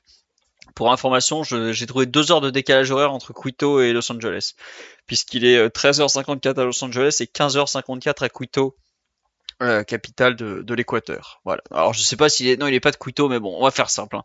Donc Blaise, tu as dit n'importe quoi, il n'était pas sur son fuseau horaire. Voilà, c'est la conclusion. Oui, Mathieu. Ah, oui, non, Mathieu. Mathieu, Non. peut-être. Non, rien, d'accord. Attends, non, mais je sais pas. Je vois le micro de Mathieu qui s'ouvre, donc je sais pas. Peut-être qu'il a des choses à dire sur Pacho, l'Équateur, plutôt même Mexique, Mathieu, si de mémoire. Mais c'est comme ça. Je voudrais remercier les subbers avant qu'on attaque les perfs individuels. Merci à Aurel BJ75, à Arnaud Ben, à Doomsy, à Elwood13 et à Roger A. Ah non, mais il y en a d'autres. Au Petit Fakir, à Oral B2 et JP Sorine, c'était la semaine dernière. Mais en tout cas, merci à tous. On va passer aux perfs individuels. Mathieu, tu avais quelque chose à dire ou pas finalement alors? Sur les matchs, pas vraiment. Non, mais c'est pas grave, personne t'en voudra. Les matchs, si vous les avez pas vus, c'est pas très grave, honnêtement. Il se passe pas non plus des trucs de fou dedans. Donc voilà. Sur les perfs individuels, Mathieu, s'il y a un joueur dont tu veux parler, peu importe les lignes ou autre, c'est toi qui choisis. Tu fais ce que tu veux. Sur les 2 derniers matchs, non, pas spécialement. Honnêtement, je sais pas si tu veux Ah commencer par. moi Si j'ai tu as parlé de quelqu'un Pacho, que tu mais veux non. mettre en avant. Ah ouais, Vitinha. Moi, je trouve que Vitinha est dans une sorte de, comment dirais-je, il est rayonnant quoi en fait. On est en fin de saison, il a joué lui aussi combien de matchs il a joué Vitinha quoi. Voilà, une sorte de grâce et tout et il est là en fait je trouve que c'est le seul joueur pratiquement côté parisien qui arrive à être présent sur toutes les phases du jeu quoi. Pour défendre, il est là, pour attaquer, il est là, coup de pied arrêté, tu le vois revenir. La façon dont il joue avec le pressing, mais elle est complètement folle. Non, vraiment, je le trouve épanoui à un point que totale lévitation, me dit-on sur live, et il y a un peu de ça. Non, vraiment, je suis très impressionné par les matchs de Vitinha. À quel point il dirige l'équipe, balle au pied, la façon. Enfin, il y a Botafogo et Seattle, même l'Atlético, ils ont voulu le presser. Et puis, ils ont essayé 3 fois, ils ont fait bon, allez, c'est pas la peine, les gars. Il fait chaud, on va se concentrer sur autre chose. Donc, non, physiquement, il est là. Vraiment, moi, une fin de saison exceptionnelle. Athlétiquement, techniquement, vraiment top joueur. J'ai pas regardé grand chose de la compétition, mais j'ai pas vu un meilleur milieu de terrain jusque-là. Mais vraiment, pas un seul et de très très loin. Donc, je suis sous le charme de l'homme au bouc, qui est, je trouve, vraiment resplendissant et pour moi le meilleur parisien de la compétition, d'assez loin d'ailleurs. Et pas seulement parce qu'il a mis un super but contre l'Atlético, mais le jeu va avec ses stats et top. Je sais pas, Mathieu, Daryl ou Blaise, si vous partagez cette constatation, cet avis assez tranché sur Vitinha, mais en tout cas, Je partage tout moi, je partage tout le positif qui peut être dit sur Vitinha, donc j'irai dans ton sens. Très bien, Mathieu, Oui, merci. pareil. Ah bon, ça me fait plaisir. Je suis pas totalement aveugle. C'est bien. Non, mais il y a eu des moments où j'ai critiqué Vitinha en début de saison. Franchement, il me saoulait. Septembre, octobre, j'étais oh, attends, t'as signé un salaire, je sais pas combien, 1 million par mois. À un moment, va falloir envoyer des matchs qui Il est revenu de sont. blessure aussi. Il est revenu de blessure. C'est vrai. Mais tu vois, enfin, il y a un moment Ouais, lui-même il y avait disait, ça. la blessure c'était en septembre, je rejoue, on sentait pas sa patte sur Oui. l'équipe quoi. Là, Il a avoué franchement, lui-même qu'il ouais. il avait pas forcément livré que des énormes prestations, mais Mais comme l'an dernier d'ailleurs, Mm. en deuxième partie de saison, quand les choses ont commencé à devenir un peu plus sérieuses, quand on arrive dans le moment où les trophées se gagnent, voilà, il met sa patte sur l'équipe et à ce moment-là, il devient inarrêtable. Ouais, bah vraiment. J'espère qu'il fera une saison un peu plus complète l'an prochain, même si ça va être compliqué vu comment il a été essoré. Voilà, Mais ouais, il faudra pas exiger trop de la première partie de saison. non, mais le problème c'est que la Ligue des Champions ça arrive vite, que on sait que les barrages, tu te retrouves des fois dans des bourbiers, et après en Non, mais huitième, t'as encore vu cette année que faire une très bonne première partie de saison, ça servait absolument à rien. ouais, je sais. Et je pense que l'historique du PSG sous QSI est aussi là pour témoigner que des très bonnes premières parties de saison, Dieu sait qu'on en a fait, ça n'a pas toujours mené à Ouais. des très grands printemps. Hein. Tu insinues que quand on était champion du monde du mercato, puis petit prince d'Europe de Non, septembre, mais pas seulement du mercato. Les Je équipes de sais. Laurent Blanc, par Non, mais en exemple. phase de poule, ouais. Première et troisième année Laurent Blanc, t'étais la meilleure équipe d'Europe en octobre. bah en En mars, avril, t'étais chez toi. Hein. en avril, Dictating the Tempo at Bernabeu, la compile de Mathieu. Bon, elle est toujours Enfin, sur. le match Bernabeu 2015 face au Real de Benitez, c'est un match énorme. Hein. Ah bah Mais oui, bon, ça c'est un coup si tu te fais éliminer par un City très dégueulasse. moyen qui finit troisième, quatrième de première ligue 6 mois plus tard. Donc, Non, c'est sûr. Non avec une mais équipe bon. complètement cramée en avril, qui un vestiaire qui explose, ce genre de truc. Donc c'est et évidemment en plus l'historique de la Ligue des Champions, c'est un peu ça. Enfin, tu te rappelles du Bayern de Flick qui fait le triplé 6 mois avant, ils ont mis Coco Vache comme coach. Hein. Ouais. Et d'ailleurs, ils le virent. Bonne décision de leur part. C'était pas Max Eberl à l'époque. C'est peut-être aussi pour ça. Mais c'est un autre truc. À part Vitinha, est-ce qu'il y a un joueur dont vous voulez parler, que ça soit, je sais pas, en défense, au milieu, en attaque. On en est qu'à 56 minutes de podcast. On n'a pas été très très bavard aujourd'hui. Donc, si vous avez des gens, tiens, sur le live, on me parle de Désiré Doué. Je veux bien votre avis sur Désiré Doué, les matchs qu'il fait, où il en est, tout ça. Blaise, Daryl ou Mathieu, je vous écoute parce que j'ai envie de voir si quelque chose vous a un peu choqué vous aussi. Ouais, Daryl. Bah Doué, c'est simple. Depuis le 31 mai, c'est peut-être le joueur dont le statut au niveau mondial a le plus changé. Il est passé voilà, d'un jeune espoir que assez peu de gens, en tout cas dans le grand public qui ne suit pas forcément le foot de manière très assidue, assez peu de gens connaissaient, à quelqu'un un peu amené à être une des prochaines superstars. Donc voilà, il y a pas mal de choses qui ont probablement changé pour lui. Et donc si on doit parler de matchs là qui ont été livrés contre Botafogo et Seattle. Bon, ce match contre Botafogo, il a montré qu'il allait falloir continuer à le surveiller de près parce il peut avoir une certaine tendance à tomber dans le hero ball, et à vouloir un peu briller. Euh, bon, je sais pas si c'est pour les caméras ou quoi, mais en tout cas à se faire un peu plaisir et à oublier un peu les enjeux de la rencontre. Parce que finalement, ce match contre Botafogo, moi je l'ai vraiment détesté, avec pas mal de gestes superflus. Euh, je sais pas très bien ce qu'il a, si c'était pour montrer un peu sa supériorité, à quel point il était à l'aise, etc. Mais en tout cas, au niveau de l'état d'esprit, j'ai trouvé qu'il s'était un petit peu dispersé sur cette rencontre. Mais là, on voit que ça reste quand même un joueur peut-être quand même plutôt bien fait. Parce que je trouve il s'est rattrapé contre Seattle. Et alors bon, il a peut-être manqué de justesse et d'efficacité devant le but, mais en tout cas, il a livré une prestation beaucoup plus concrète et beaucoup plus utile à son équipe, quoi.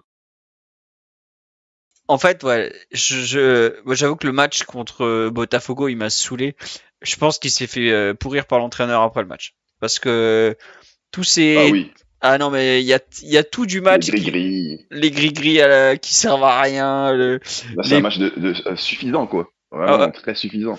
ouais. Et Il dégage bizarrement, complètement autre chose que ce que cette équipe justement diffuse depuis que Luis Enrique est notre entraîneur, quoi. exactement.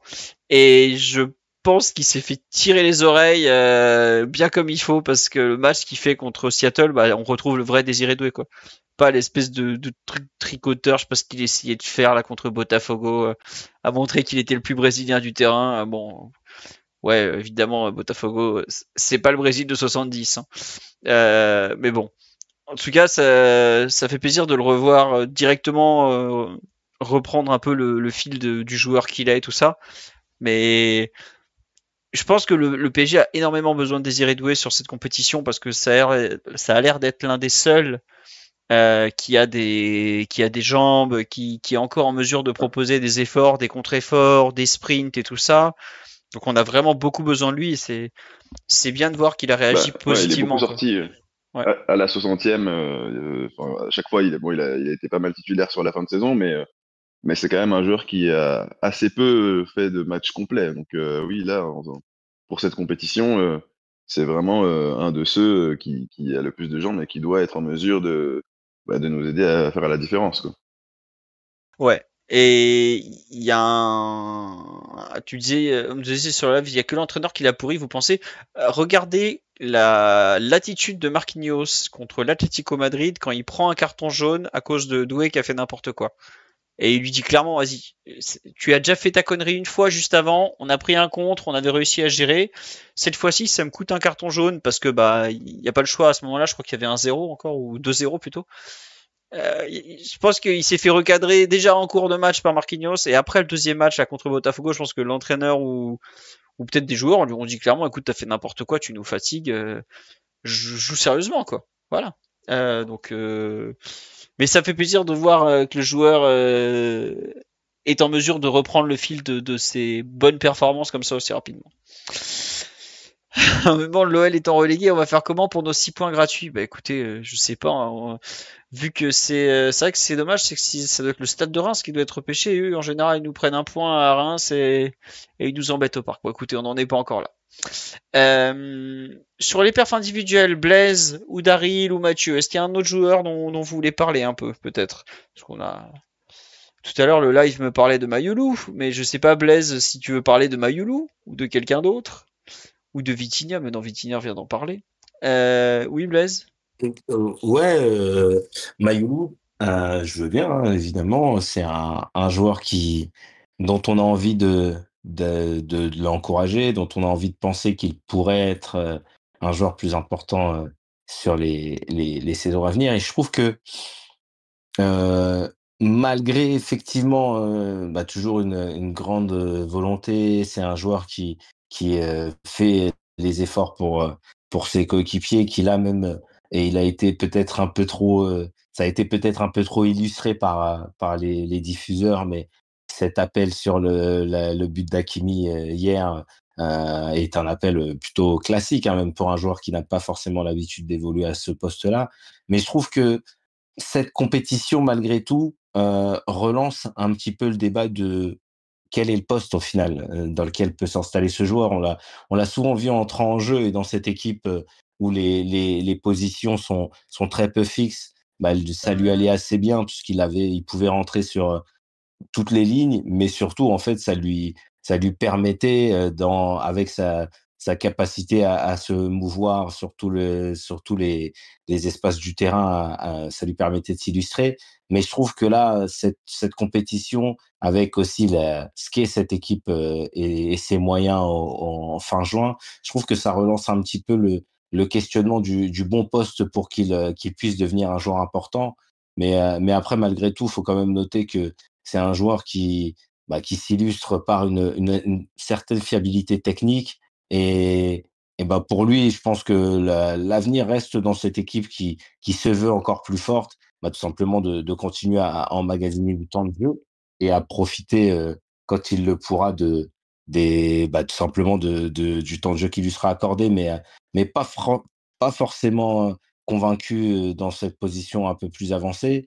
Et même au-delà de ça, je suis pas franchement dans la même, dans le même enthousiasme, on va dire, que sur sa fin de saison, même si il y a aucune conclusion à tirer de ce que je dis. Et c'est vraiment un joueur qu'on a envie de voir progresser dans notre club. Ouais. Je te rejoins sur le poste. Je suis pas sûr que le fait de le faire jouer comme ça à fausse pointe l'aide beaucoup. On me dit sur live c'est un joueur axial. Ouais. Je suis assez d'accord, mais moi j'aimais bien quand on le faisait jouer parfois à la place d'Hakimi. Bon. Alors c'est vrai qu'Hakimi, je dis ça, c'est un latéral droit, mais il est tellement pas beaucoup plus qu'un latéral que bon. À voir. Daryl ou Mathieu, tu as un avis sur l'expérimentation, enfin les expérimentations autour de Mayulu. Donc pour ceux qui n'ont pas suivi, il est rentré contre l'Atlético en fausse pointe. Il a joué en relayeur gauche contre Botafogo, où il fait d'ailleurs pas du tout un bon match. Et il a rejoué de nouveau en fausse pointe contre Seattle ce lundi soir. Daryl ou Mathieu, ouais, sur Mayulu, le poste, Daryl. Ouais, bah justement, ça rejoint un peu ce qu'on disait, enfin ce que j'avais dit un peu plus tôt sur la difficulté d'occuper le poste de neuf, c'est-à-dire que c'est un poste qui exige beaucoup de choses chez nous. Et bon, moi je comprends l'idée de Luis Enrique avec Mayulu qui a un profil assez particulier dans cette équipe parce que il me semble qu'il est ailier de formation. Et là, bon, il a percé en professionnel plutôt en tant que relayeur, mais il a toujours démontré une véritable qualité dans la zone de vérité et surtout dans la finition. Et en plus, voilà, maintenant il est très au fait des principes de jeu de l'équipe. C'est un joueur qui s'est parfaitement adapté et qui sait faire beaucoup de choses très bien et de façon très utile. Donc, je comprends que la volonté de tester ce genre de profil au poste de neuf, où il y a toujours eu en plus une recherche, enfin, il y a quand même beaucoup de joueurs qui ont été testés là.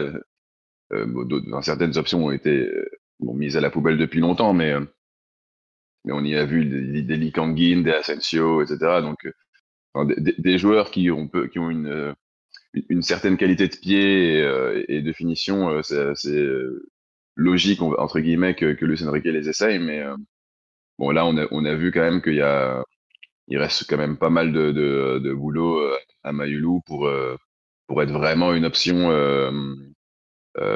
durable au poste de neuf. Alors, je l'enterre pas, parce que voilà, avec Luis Enrique, il faut être très prudent. Je pense qu'il voit des choses, bien évidemment, que nous, simples supporters, ne voyons pas. Et je pense que il y a des choses qui peuvent justifier ça, mais c'est quelque chose enfin, pour que Mayulu puisse vraiment devenir une option crédible en poste de neuf, il faudra beaucoup de temps. Parce que autant quand il s'agit de décrocher, de se joindre au jeu et de combiner avec ses partenaires, là, il peut trouver vraiment une utilité et sa place dans l'animation. Mais alors pour le reste, notamment pour un peu jouer des coudes avec les défenseurs adverses, etc. C'est beaucoup plus compliqué et c'est toujours difficile en plus pour un joueur qui est habitué normalement à toucher beaucoup plus de ballons, d'être dans un rôle qui va forcément faire qu'il va en toucher beaucoup moins. Donc à voir, à revoir, je pense, mais peut-être. Enfin, à mon avis, là, dans la suite de la compétition, ça va être oublié, surtout si Ousmane revient. Et on espère qu'il sera de retour dès dimanche contre l'Inter Miami. Mais l'an prochain, je pense que c'est quelque chose qu'il faudrait peut-être continuer à travailler en Ligue 1, histoire de voir jusqu'où on peut aller. Si, bien sûr, on ne parvient pas à recruter d'options offensives polyvalentes à même d'évoluer à ce poste. Ouais, à voir. On nous dit, en fait, sur le live, beaucoup disent pourquoi il met pas Doué dans l'axe. Bah, le problème, c'est que s'il met Doué dans l'axe, il a plus personne à mettre à droite à cet instant, puisque Barcola semblait pas encore prêt à débuter. Donc, voilà pourquoi, tout simplement, quoi. Et que Lee est out, Que hors des plans. Lee ne semble pas vraiment dans les plans, effectivement. On verra le choix face à Miami déjà. Oui. Ah, mais oui, t'as raison. parce que on avait joué sans Dembélé face à Arsenal, le match retour. Barcola avait démarré dans l'axe et Luis Enrique avait changé assez rapidement pour rebasculer Doué, ce qui avait été un peu plus utile et intéressant dans le développement de l'équipe et du jeu de l'équipe. Mais de toute façon, c'est assez clair que Luis Enrique cherche à ce poste un joueur qui peut donner de la continuité au jeu, tout simplement. Donc, ce que n'offre pas Ramos, il offre d'autres choses, mais qui ne montre pas en ce moment, on va dire. Et donc Mayulu, c'est une option assez logique dans la mesure où Ramos se met un peu hors jeu par ses prestations. Certes, quels autres joueurs peuvent éventuellement donner un peu de fluidité dans le jeu, apparaître sur le plan technique et puis possiblement s'insérer dans la surface sur certaines situations. Mayulu arrive assez haut en haut de la pile, on va dire. Donc c'était logique de le tester, même si ça n'a pas eu un grand succès ce match-là. Maintenant, Dembélé va revenir, donc déjà, il faudra voir ce qui sera aligné face à Miami. A priori, ce qui serait logique, c'est que Doué prenne la place à un positionnement axial et Barcola, Gvaras se répartissent les couloirs. Mais quand Dembélé reviendra, là, ça sera beaucoup plus confortable pour l'entraîneur pour faire ses choix si on passe en quart. Comme tu dis, il sera plus à l'aise. Bon. À part si Mathieu veut parler d'un joueur en particulier, sinon on avance, on va passer à justement ce fameux PSG Miami de dimanche. Les grandes retrouvailles, puisque bon, je pense qu'on a un peu fait le tour sur les perfs individuels. Donc le PSG, qui pour ceux qui n'ont pas suivi, va retrouver Lionel Messi, de 2 ans pile après le départ par la petite porte. Hein, on va pas faire semblant, il est pas parti par la grande porte. Hein. Léo Messi est quand même parti avec un bon coup de pied dans le derche. Qu'est-ce qu'on en pense de ce PSG Miami? Déjà, première question, est-ce que vous êtes content de retrouver Lionel Messi? C'est quand même une question qui se pose. Qu'est-ce que ça vous fait? Est-ce que ça vous émeut de retrouver notre petit Argentin préféré sur le live et tout le monde est pulvérisson? Bouh. Oui, Daryl. Ouais, je dirais pas que ça m'émeut, mais je suis ravi de le retrouver. Et pas que lui, il y a d'autres parmi ses petits camarades que je suis content de voir sur le terrain face au PSG. Des Jordi Alba, des Luis Suarez, un Busquets. Javier Mascherano sur le banc. Non, toute cette petite clique, je suis enchanté de les affronter. Je vais pas le cacher. Cette clique. On me dit Alba contre Hakimi, ouf. Bah, j'ai pas compris pourquoi Alba était remplaçant encore la nuit dernière pour l'Inter Miami, donc je sais pas. Et t'as oublié Sergio Busquets aussi, Daryl. Donc bon. Oui, j'ai moins d'animosité envers Busquets, mais oui, on peut le mettre dans le lot, hein, bien évidemment. Sur le live, on veut un tarif Inter. Est-ce que Mathieu, tu penses qu'on va tweeter Mayulu est finita après ce PSG Miami? On verra, mais effectivement, là, on a hâte de jouer Messi, mais on a hâte du résultat surtout, puisque c'est évidemment victoire impérative, défaite interdite. C'est vraiment le match qui compte sur ce tournoi. Donc, évidemment, envie d'en découdre. Si certains supporters peuvent avoir envie d'en découdre, je pense que certains joueurs encore plus dans l'effectif sont assez faciles à identifier. Et en Ils ont un poussant un bouc. petit peu, je serais Les joueurs de D2 portugaises. des Portugaises ou des joueurs qui jouent qui dédoublaient et qui faisaient beaucoup d'efforts dans le même couloir que Messi Oui. et malheureusement l'émissaire droit de l'Argentin l'ignorer royalement. Mais au-delà de ça, peut-être en poussant un petit peu plus, peut-être que la personne sur le banc côté PSG aussi aurait envie de certains joueurs. Si je pense par exemple à Alba, c'est un joueur qui avait écarté de la sélection pendant un petit moment, Luis Enrique. Donc, hormis Busquets, je ne serais pas étonné qu'il y ait une petite envie de prouver ou qui soit pas forcément resté en si bon terme avec tous les joueurs qui sont aujourd'hui présents à Miami. Mais bon, ça pour fermer un peu la parenthèse. Donc voilà, on va attendre ce match-là. Évidemment, beaucoup d'envie de voir ça. Évidemment, ce qui aurait été encore mieux, c'est de jouer Miami avec le PSG d'il y a 3 semaines et dans des conditions atmosphériques et climatiques un peu plus favorables parce que là, la différence, ça aurait été un peu plus que 5 buts probablement. Donc Là, on verra. c'était la raclée de T'as sa t'as envie de carrière. voir une goleada, quoi. T'as envie de voir, Ah, t'as bah. envie de voir 5, 6, 7, quoi. Donc, je sais pas si ça sera possible, malheureusement, au vu de la fatigue accumulée, des conditions climatiques. Mais c'est ce qu'on aurait envie de voir. Et bon, j'espère que Romain Mabi sera présent au Mercedes-Benz Stadium également. Ah là là, quelle intervention de Marty, formidable. Non mais c'est vrai qu'avant de parler de goleada de 5-0, déjà qu'on gagne, euh, mais j'avoue que, enfin, l'Inter Miami, d'un côté, c'est comme tu dis, les conditions atmosphériques, le format de la compétition, le fait qu'on soit quand même très très tard dans la saison, ça va forcément niveler les valeurs, donc les arranger un peu. Mais je crois qu'au coup d'envoi de la compétition, l'intérêt numéro un que je voyais, c'était les jouer euh, pour leur faire mal, tu vois. Pas juste jouer en étant non mais on est gentil, tout le monde s'aime. Non, non. Il y a beaucoup de comptes à régler entre lui et enfin surtout lui hein, d'ailleurs et pas mal de joueurs de l'équipe. Et bon bah là ça va être le moment où il va devoir expliquer à certaines personnes. Enfin, je pense qu'il y en a vraiment au sein du PSG qui, même c'est pas je pense, je sais qu'il y en a qui le détestent littéralement quoi. Donc ça va être très drôle de le voir marcher et lever les bras. Bon, alors pas de cheveux Marquinhos va être tranquille sur le pressing, hein. C'est pas lui qui va les gêner, hein.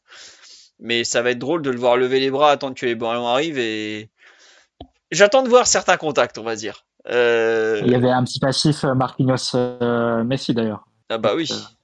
quelques années, au Non, Brésil et Argentine. non, voilà. Mais bon, vraiment, ça, j'ai l'impression que ce match peut. Alors, je sais qu'il faut faire attention au carton jaune parce que bah, Vitinha notamment. Non, Vitinha n'en a pas pris. Il y a Ruiz, Marquinhos et Neves qui ont pris un carton déjà. Donc, ce serait dommage de prendre un carton qui te priverait d'un éventuel quart de finale contre le Bayern pour avoir voulu cartonner Oui, Léo voilà, c'est ça. Messi, qui est une momie depuis quand même un certain Surtout temps, vu ce quoi. qui s'est passé ce soir, quoi. Le Bayern, Voilà, c'était pas trop prévu au programme. exactement. Donc, si tu te prends le Bayern, qui est quand même probablement, allez, une des trois plus grosses équipes de la compétition, sans un de tes joueurs clés, parce que tu lui as mis une boîte, bon, euh, ça serait dommage, quoi. C'est vrai l'histoire avec Vitinha. Ah bah oui, Vitinha et Messi, c'est documenté, c'est su que il l'a Vitinha ostracisé. l'avait démenti sur Twitter à l'époque, mais je sais pas. Enfin, c'était un peu ambigu la façon dont il avait démenti parce que Mm. dans le tweet qu'il citait, il y avait aussi la partie Vitinha avait demandé son transfert du PSG, etc. Donc ça pouvait être aussi cette partie qui démentait et pas forcément l'accroche avec Messi qui avait été révélé par l'équipe il y a un peu moins de 2 ans. Après un Monaco PSG où nous avions été totalement ridicules. Euh, vous savez, c'est les Monaco PSG, en général, c'était ceux de février au mars, où on jouait déjà plus rien et où c'était la débandade à chaque fois. C'est un de ceux-là.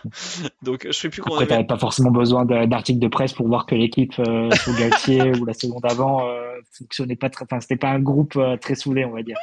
Et qu'il y avait des clans ou enfin, ça remet pas forcément dans le même sens. Mais ça, c'était assez évident sur le terrain et il y a eu plusieurs épisodes durant la saison qui impliquaient même Vitinha.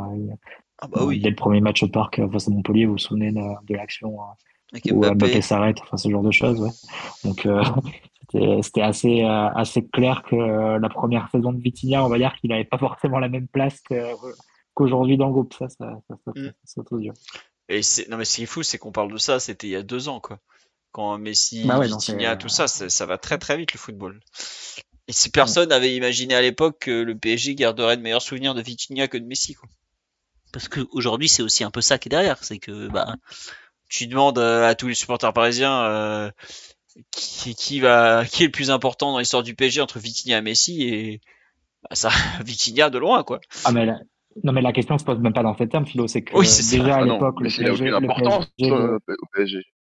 non mais c'est au-delà de ça, c'est que c'est pas qu'il a aucune importance, c'est qu'il en est arrivé à incarner tout ce que tu veux plus voir et tout ce que tu détestes en fait dans le foot. C'est-à-dire que si vous vous souvenez, déjà à l'époque, si vous vous souvenez des sifflets, dès l'élimination face au Bayern, etc., enfin, la fin de saison avait été très pénible. Ça avait d'ailleurs provoqué un outrage, comment le parc ose siffler Messi, Neymar, etc. Mais bon, on l'avait fait, et à son juste titre. Mais au-delà de ça, c'est que ce que l'équipe suivante a pu faire, l'effectif suivant, par son attitude d'abord et par ses résultats également, c'est que ça a vraiment enterré encore plus c'est l'équipe précédente, c'est-à-dire l'équipe de Messi, Neymar, Mbappé. Donc, qui en est arrivé à vraiment incarner ce que tu veux pas voir sur un terrain, c'est-à-dire des joueurs paresseux qui tirent pas dans le même sens, qui sont là pour de mauvaises raisons à Paris, enfin ce genre de choses quoi. Et c'est vrai que Vitinha aujourd'hui, c'est l'un des symboles de l'équipe actuelle, alors que Messi était l'un des symboles de l'équipe précédente. Donc le contraste est encore plus sévissant. C'est sûr que. Enfin, après, tu vois, Messi, il est pas parti de façon très belle, il a été sifflé et tout. Faut être honnête, attends, il a été sifflé, le mec, sportivement, il était pas bon, quoi. Et on me dit, il était déjà paresseux au Barça, mais au Barça, il leur a filé quelques trophées. Nous, merci, mais bon, pas merci, hein. Il nous a Franchement. quand même mis 6 buts la première année, c'est pas rien. Voilà, c'est ça.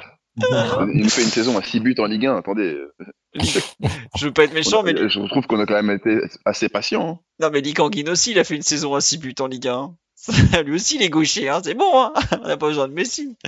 C'était terrible. Et Messi n'a pas gagné la Coupe de France, en plus. Et je ne citerai pas son penalty raté contre Courtois, mais je vais le citer quand même. Mais c'est vrai il nous a mis un coup franc extraordinaire contre Lille à la 95e, un match où Luis Campos était venu Un match aider où il avait Christophe. été abominable. Hein. Mais Galtier avait été aidé par son adjoint Luis Campos en bord de terrain. En fait, c'est marrant, c'est que c'est vraiment une époque que enfin, faut vraiment mettre un voile pudique, et heureusement que l'équipe, enfin, depuis 2 ans, a permis de faire oublier cette période, parce que franchement, tu te replonges sur l'ère Galtier ou la saison de Pochettino, enfin toute la période 2020-2023, on va dire, du PSG. Banterera, comme C'était, ils disent. Ah, c'était un cirque. non, c'est pas la banque, enfin, c'est pas vraiment banter, parce que Non, bon, tu ça, as gagné des titres, etc. C'est pas non plus exagéré, mais en termes de ressenti et d'attachement et sentiment d'appartenance, enfin, tout ce que tu peux ressentir en tant que supporter, c'est vraiment le pire.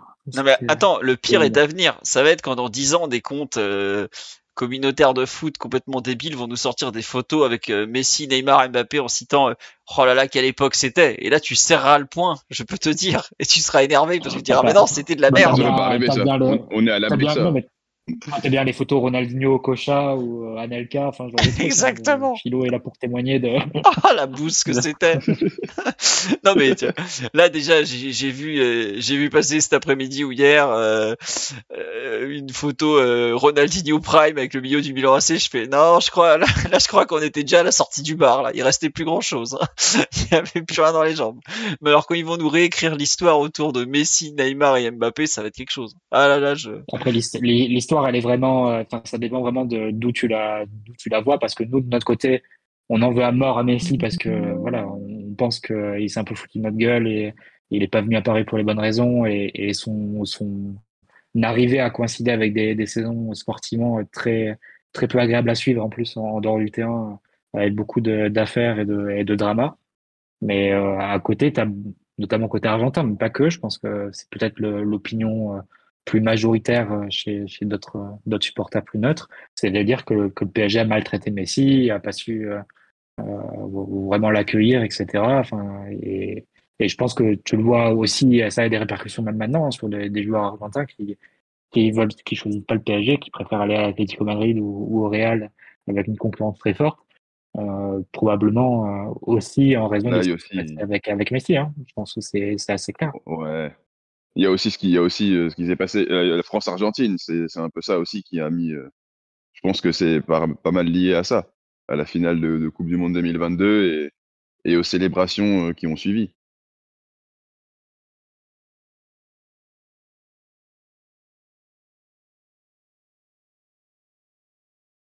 Pardon, je l'avais oublié de cliquer. Je vous avoue que les gnagnans, il a été mal accueilli. Gna gna. Allez, c'est bon, il a été accueilli comme un roi. Il a Donc, pas mis. il a été très bien accueilli, mais c'est Il y a un C'est la moment, suite attends, ça a déraillé un petit peu. À un moment, il faut que le terrain suive. chef, au bout d'un moment, on t'a filé des ingrédients 3 étoiles, tu nous sors des nouilles à l'eau, on est un étoilé là, on attend un peu du quelque chose quand même dans l'assiette. C'est bon. Bah, il y a quand même des gens il y a quand même des gens qui ont dormi au Bourget, hein, pour l'attendre. Bon, faut repayer ça sur le terrain. Non mais ces gens-là, enfin, bref, c'est des fanzouz. Bref, il speak. Je l'ai pas la photo d'excuse où il est en blazer là avec la calache au-dessus de la tête. Je la cherchais, c'est pour ça que j'avais pas le son à activer. Je la retrouve pas, je suis désolé. Il vivait à l'hôtel, le pauvre chéri. Il vivait à l'hôtel et puis en plus c'était probablement le Formule 1 là où l'Ibis à côté du Bourget avec les mecs qui l'attendaient la veille. Non mais attends. Et tu te rends compte, Philo, pour aller accompagner les enfants à l'école, ce qu'ils ne faisaient pas, il y avait des bouchons.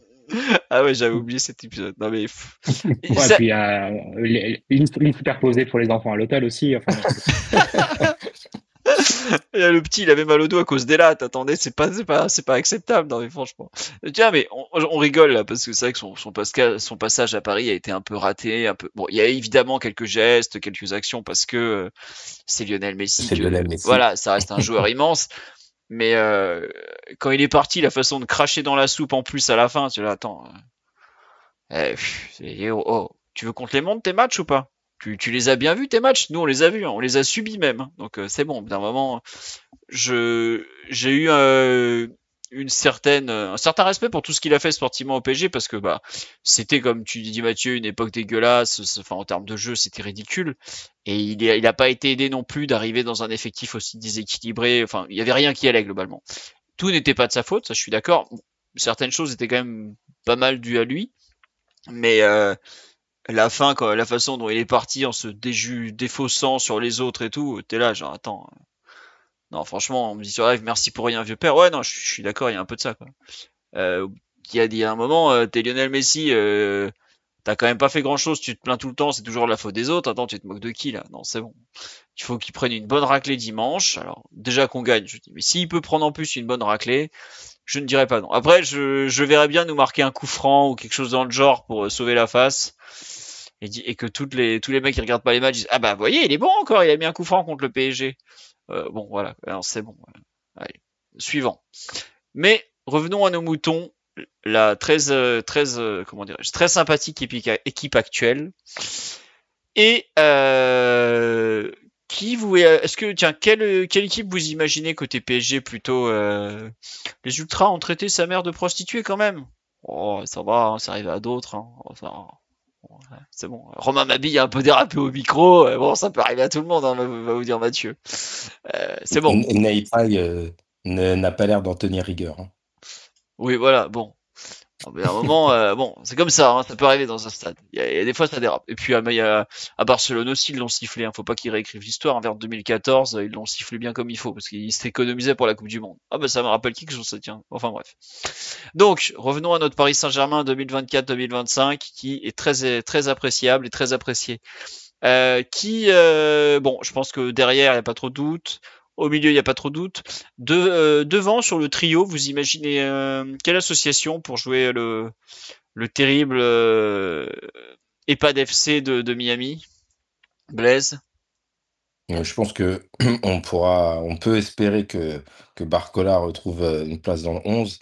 Après, c'est vrai que c'est assez compliqué là d'imaginer les trois qui joueraient parce que bien évidemment, au gré des matchs de Mayulu et surtout de Gonzalo Ramos, on peut imaginer qu'il viendrait s'intégrer avec les deux autres titulaires que sont Gvicha Kvaratskhelia et Désiré Doué.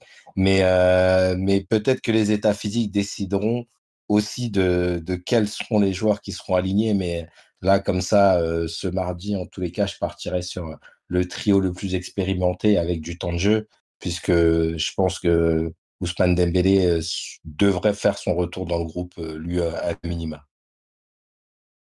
Ouais, bon, on va espérer parce que sinon, ça commence à faire long. Daryl, Mathieu, vous rejoignez Blaise sur le trio d'attaque ou pas? Daryl? Ouais, moi je vois plutôt Barcola débuter aussi. Après ces deux sorties du banc et notamment la dernière où il a vraiment montré qu'il avait du jus et des jambes. Et après, oui, le reste, bah oui, à peu près pareil, ouais, comme Blaise. Très bien. Donc, ouais. J'avoue avoir un léger doute quant à la titularisation de Kvara qui a beaucoup joué. Si Barcola peut débuter, est-ce que Kvara va pas sortir du banc peut-être? Après, je sais que Luis Enrique adore Kvara, hein, il l'a montré quand même très régulièrement. Mais je m'interroge un peu. Bon, quoique on a 6 jours, donc il aura le temps de se reposer. Mais s'il n'y avait pas les 6 jours, je suis pas certain qu'on aurait vu Kvara au coup d'envoi. Pourquoi le PSG n'achète pas Kliouche? Bah, on trouve pas 60-70 millions dans le cul d'un âne, hein, tout simplement. Faut dire les termes. C'est un joueur qui coûte très cher. Est-ce que le PSG est totalement convaincu? Je suis pas certain non plus. Mais enfin, on n'achète pas des joueurs comme ça. Faut quand même réaliser le prix des transactions dont on parle. Hein. 60-70 millions, ça se fait pas comme ça et surtout, ça a un impact sur 4-5 ans. Donc, avant d'acheter un joueur, on se met bien d'accord. Et je pense que le PSG, à l'exception de Zabarni, qu'il a ciblé et qui sera dont il aurait aimé faire sa première recrue, ne fera signer personne d'autre pendant la Coupe du Monde des clubs. Donc, il y a même eu des petits échos en Espagne, comme quoi à propos de Soler, ils avaient dit aux clubs intéressés que ils verraient tout ça après la Coupe du Monde des clubs. Alors, bon, voilà, va falloir attendre. Mais pour revenir à nos moutons, oui, Kvara en plus c'est pas forcément très bon en sortie de banc, mais j'espère que le PSG saura faire un match complet et rapidement efficace contre l'Inter Miami afin d'économiser un peu ce jeune parce qu'on va tout droit vers un quart de finale contre enfin, si on y est évidemment, il faut quand même rester mesuré. Hein. Ce sera soit le Bayern, soit Flamengo qui est quand même de ce que j'ai vu la meilleure équipe brésilienne d'assez loin. Donc un très très gros quart de finale en vue. Et ensuite aussi une grosse demi-finale. Puis la finale, bah forcément, quoique limite la finale. On s'est pris le mauvais côté du tableau là d'un coup avec le Bayern qui perd ce soir contre Benfica. Donc, ce serait bien de pouvoir économiser nos forces le plus possible. Oui, Blaise? Après, une équipe qui perd aussi contre Benfica montre des faiblesses aussi. Donc, je pense qu'il y a on va dire un adversaire supplémentaire de qualité, en tout cas sur le papier, mais je pense pas que ça ait une matière à changer on va dire la destinée de cette équipe si elle devait être amenée à être championne du monde. Mais bien évidemment que ça oblige à jouer un match, en tous les cas, au coup d'envoi, en pensant que l'adversaire peut nous battre. Ce que peut-être certains ne pensaient pas de Benfica, mais ça aurait pu aussi être une équipe qui nous aurait fait du mal. Hein. Oui. Oui, oui, non, c'est bon, écoutez. Mais globalement, les valeurs sont tellement nivelées avec les conditions météo, la fatigue et tout. Tout le monde peut battre tout le monde et on l'a déjà bien vu avec Botafogo, quoi. Parce que Mais moi, sur les. Excuse-moi. Vas-y, finis, je t'en prie. Non, j'allais dire sur le 11, je sais pas après si c'est poser une question qui n'a pas trop de sens, mais Vas-y. avec un petit peu les matchs de Neves, et je trouve que sans forcément être très impressionnant ou en tout cas montrer des choses hors normes, je trouve que Warren a l'air de montrer des qualités physiques et une forme qui peut l'amener aussi à jouer un rôle, même si bon, il y a très peu de temps de jeu, donc ça, ce que je dis peut sembler un peu hors de sens ce mardi, mais je ne sais pas si on peut totalement écarter aussi un joueur au milieu qui s'incorpore contre Miami. Quoi. Non, t'as pas tort. Effectivement, Joao qui a encore qui a joué 1 heure encore contre Seattle. Est-ce qu'il le mettra peut-être pas un peu en repos? À voir. Bon, après, si on a la chance de pouvoir faire tourner en cours de match, je pense que est-ce qu'il fera tourner Vitinha, je sais même pas.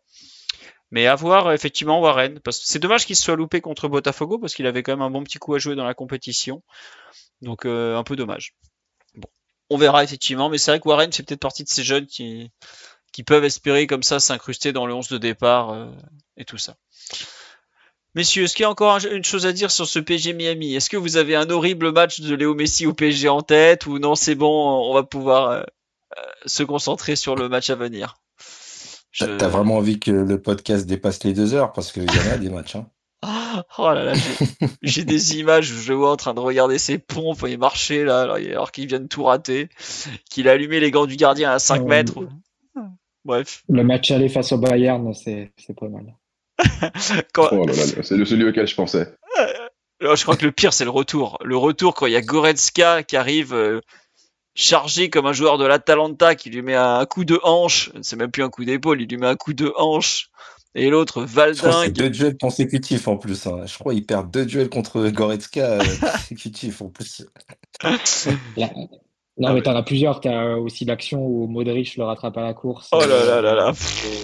Il gagne le duel. Il y a la fameuse dernière action face à l'OM en coupe. Ah Où, oui, vous la voyez forcément, il suffit ah oui, oui, oui. de dire ça, où on s'enchaîne les passes et à un moment tu crois que Messi va la mettre dans la boîte, il va centrer, et au final non, il continue avec ses passes à 2 mètres et on continue à faire les 1-2 comme ça alors qu'on est mené. Bon voilà, il y en a pas mal comme ça. Ah non, mais on a vécu des grands, grands moments de football. J'avoue que là, je suis en train de revoir les photos du match aller contre le Bayern. J'avais oublié que le Bayern jouait quand même avec Choupo-Moting en pointe à l'époque, donc il n'y a pas que nous qui faisions n'importe quoi. Mais bon. Oh là là là Et, là là là. et la photo que tu mets en voyant Messi au PSG et Messi aujourd'hui et même à la Coupe du Monde, on connaît l'astuce de la barbe avec Neymar, donc je pense qu'il y avait aussi à chercher de ce côté-là. Ouais, c'est possible. Bah, c'est vrai qu'il Et puis passait pas. le maillot était quand même particulièrement horrible la saison de Ah chez bah. Galtier. Effectivement, en voyant les photos, ça. Ah non, mais il y avait rien qu'à l'air. L'effectif, il y avait rien d'équilibré. Le maillot était dégueulasse. Le coach était pas génial. Non, non, c'était un mauvais moment. Mais on aime bien en rigoler maintenant. Et Messi plus Galtier, moi, je pense à un épisode qui est jamais très souvent mis en avant, mais c'est le but contre Lille, où en fait les joueurs ont reconnu comme ça, sans pression, que Galtier leur a dit répéter, il leur a dit, ils lui ont répondu OK, on sait faire, et ils ont réussi à le faire. Donc ça marquait aussi l'autorité du coach, hein. Ah bah non, mais c'était fini. Le but chez eux, pas le but chez nous. Ouais, le Oui, oui, but. le but au bout de que 10 secondes, ça, 7 ou 7, 8 secondes, 7. là, je Ouais, sais c'est plus. ça, 7-8 secondes. Ouais. Mais ouais, enfin bref. Ça partait mal, mais bon. Pourtant, on était en période de préparation, on travaillait notre animation offensive. Maintenant! Ah là là, quelle époque, les amis, on savait rien. Mais on en rigole aujourd'hui parce qu'on en est sorti, hein. Mais on aurait pu mettre beaucoup plus de temps pour en sortir. Faut quand même bien réaliser que c'est pas un petit miracle que nous soyons champions d'Europe 2 ans à peine après avoir été champion du ridicule en Ligue des Champions, quoi. Putain, mais les photos là où il se fait tabasser par Choupo-Moting, quoi. Enfin bref, c'était une triste époque. Mais c'est vrai qu'on est passé en un été de Christophe Galtier à Luis Enrique, comme on me le dit sur le live, on s'en est bien sorti, on a eu de la chance. Et on dit, n'oublions pas que si Enrique est là, c'est grâce à Galtier en partie. Je sais pas si c'est lié, mais en tout cas, je sais que j'apprécie le passage de l'un à l'autre. Oui, Mathieu, tu veux rajouter quelque chose peut-être? Non, mais Luis Enrique lui-même disait merci à Galtier pour le record d'invincibilité, parce que c'est lui qui l'avait commencé. C'est vrai. C'est vrai que historiquement, Arrigo Sacchi n'aura pas été vaincu que par Luis Enrique, mais par Christophe Galtier et Luis Enrique.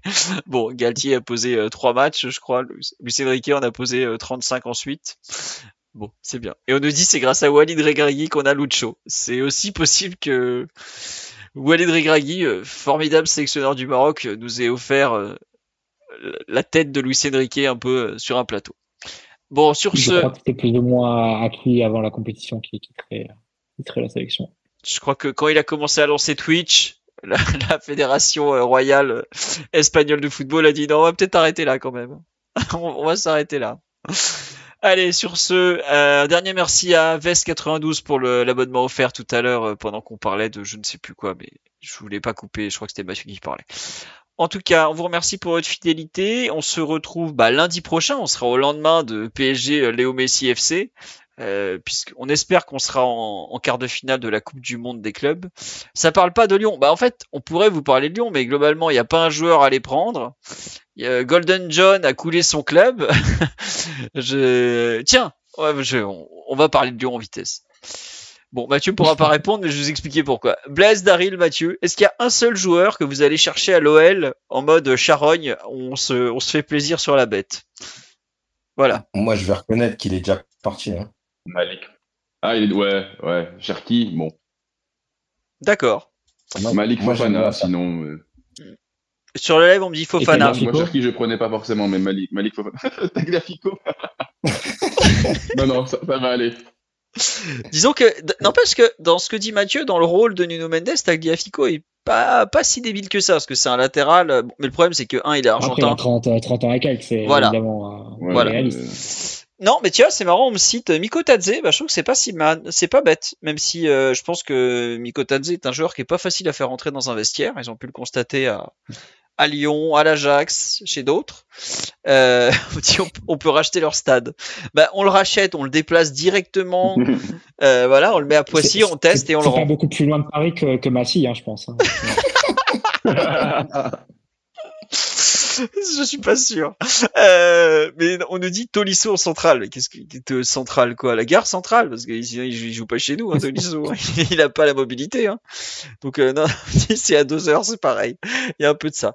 Non, Fofana, je pensais. Mais le problème de Fofana, c'est que c'est encore un droitier qui joue à gauche. Et on a que ça des droitiers qui jouent à gauche. On a déjà Gvara, on a déjà Barcola, on a déjà Doué qui peut y jouer. Donc c'est compliqué. Non mais franchement, l'OL, il n'y a pas Il y grand-chose a à... un tel gap entre les deux équipes, c'est Bah, impossible. Ah oui. Non, mais même Fofana, j'ai dit ça pour dire un nom, mais sinon, on n'évolue pas dans le même univers, là.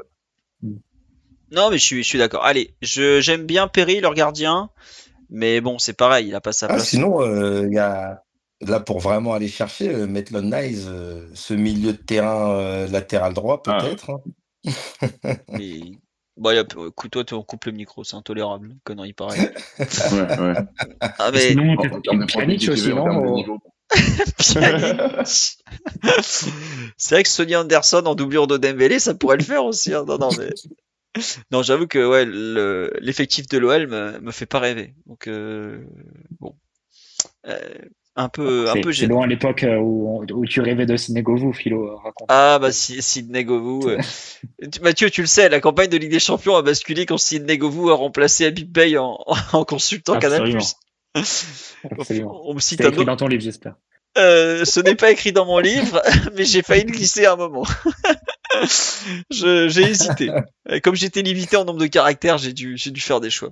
On me parle de Steve Marley. Ça c'était un bel attaquant. Le Brésilien prêté là, je sais pas de qui vous parlez. Sinon il doit leur rester un petit Thiago Almada à Lyon. Très bon joueur. Lui je prendrais. Lui je suis sûr qu'il peut jouer au PSG pour le coup.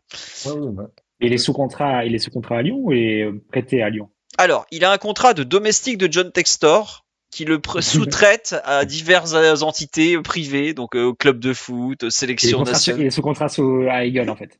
Je sais avec pas. Voilà, c'est ça, avec Eagle. Je sais pas avec qui il est sous contrat. Non, franchement, je crois qu'il est contrat à Lyon parce que sinon la LFP aurait pas accepté. Mais est-ce qu'il a été vendu par Botafogo? Oh, je sais plus. Non, mais enfin, il y a C'est impossible de suivre maintenant. Je suis pas sûr parce qu'il y avait il y avait un petit doute sur sa participation à la Coupe du Monde des clubs, donc je suis pas persuadé qu'il soit vendu à Lyon. Ou vendu à Botafogo. Enfin, je sais pas à qui il appartient, mais. Non, mais il y a que John qui peut nous offrir ce genre de débat. À qui appartient ce joueur? Ça, on sait pas, mais peut-être qu'il est à Molenbeek en fait. Je sais pas. Non mais, enfin l'effectif de Lyon quoi. Mais bon, en tout cas, on nous dit il est pas prêté. Je crois qu'il est prêté, puis il est pas prêté. Bah, sur Wikipédia, ils disent prêté jusqu'à la fin de saison. Donc, Oui, mais la fin de saison, t'es au 30 juin. Comment ça se passe après? Je sais que les clubs posaient des réclamations justement parce que le prêt était gratuit. Par rapport à Almada, je crois, de mémoire, ils posaient des réclamations. Mais bon, bref. Enfin, globalement, quand vous vous rendez compte qu'on n'arrive même pas à savoir le joueur à qui il appartient, quoi. C'est rien que ça, ça te dit à quel point c'est le cirque là-bas, quoi. Donc, non merci. Ernest Nuama, pareil, non merci, ça va aller, quoi. Textor, mais c'est Michael Scott. Mais il y a quand même des mecs qui lui ont prêté 600 millions pour acheter un club, quand même. Je sais pas si on se rend compte du truc, quoi. Donc, non, l'ami John Textor et il n'y a rien à sauver dans son club globalement, on va lui laisser. L'an dernier, il y avait un très bon joueur à aller chercher, c'était Sarr, le central, qui a signé à Strasbourg. Mais c'est pareil, tu passes pas de U19 Lyon au PSG comme ça, quoi. Donc, ça va être compliqué pour eux. Allez, sur ce, c'est pas au niveau du staff qu'il faut regarder. Bah, ils ont un bon entraîneur des coups de pied arrêtés, même un très bon entraîneur des coups de pied arrêtés, mais tu n'intègres pas le staff de Luis Enrique comme ça. Voire tu n'intègres pas le staff de Luis Enrique tout court. Mais l'an dernier, il a quand même pris un adjoint qu'il n'avait jamais eu avant. Donc, peut-être, mais je pense pas que ça change quoi que ce soit. Donc, voilà. Et même la section féminine, il l'a vendue puisqu'elle est même plus à lui. Donc, c'était quand même la seule où ça marche beaucoup mieux que le PG. Mais ce n'est plus d'actualité. Sarr qui a signé à Chelsea. Bah oui, il a signé à Strasbourg, donc il a signé à Chelsea. Le centre de formation, ça s'achète pas. Alors actuellement, j'irai pas acheter le centre de formation de l'OL. Hein. Il y a des cadavres dans le placard, il y a plus d'eau chaude et il y a plus de PQ, donc vaut mieux pas investir là-dedans. Non mais vraiment, les pauvres gosses, c'est pas un endroit où il faut aller. Donc, on va les laisser dans leur galère. Allez, sur ce, merci à tous. On se retrouve lundi prochain, donc le débrief de PSG Miami, puis on parlera de la suite de la compétition. Peut-être qu'on parlera un peu mercato, parce que là, il s'est strictement rien passé cette semaine. Donc, à voir pour ce qu'on en fait là, dans une semaine. Allez, bisous, bonne nuit tout le monde. Ciao, ciao. Ciao. Ciao, bonne nuit, bisous. Ciao, Et bonne nuit. vive l'open source comme toujours. À bientôt.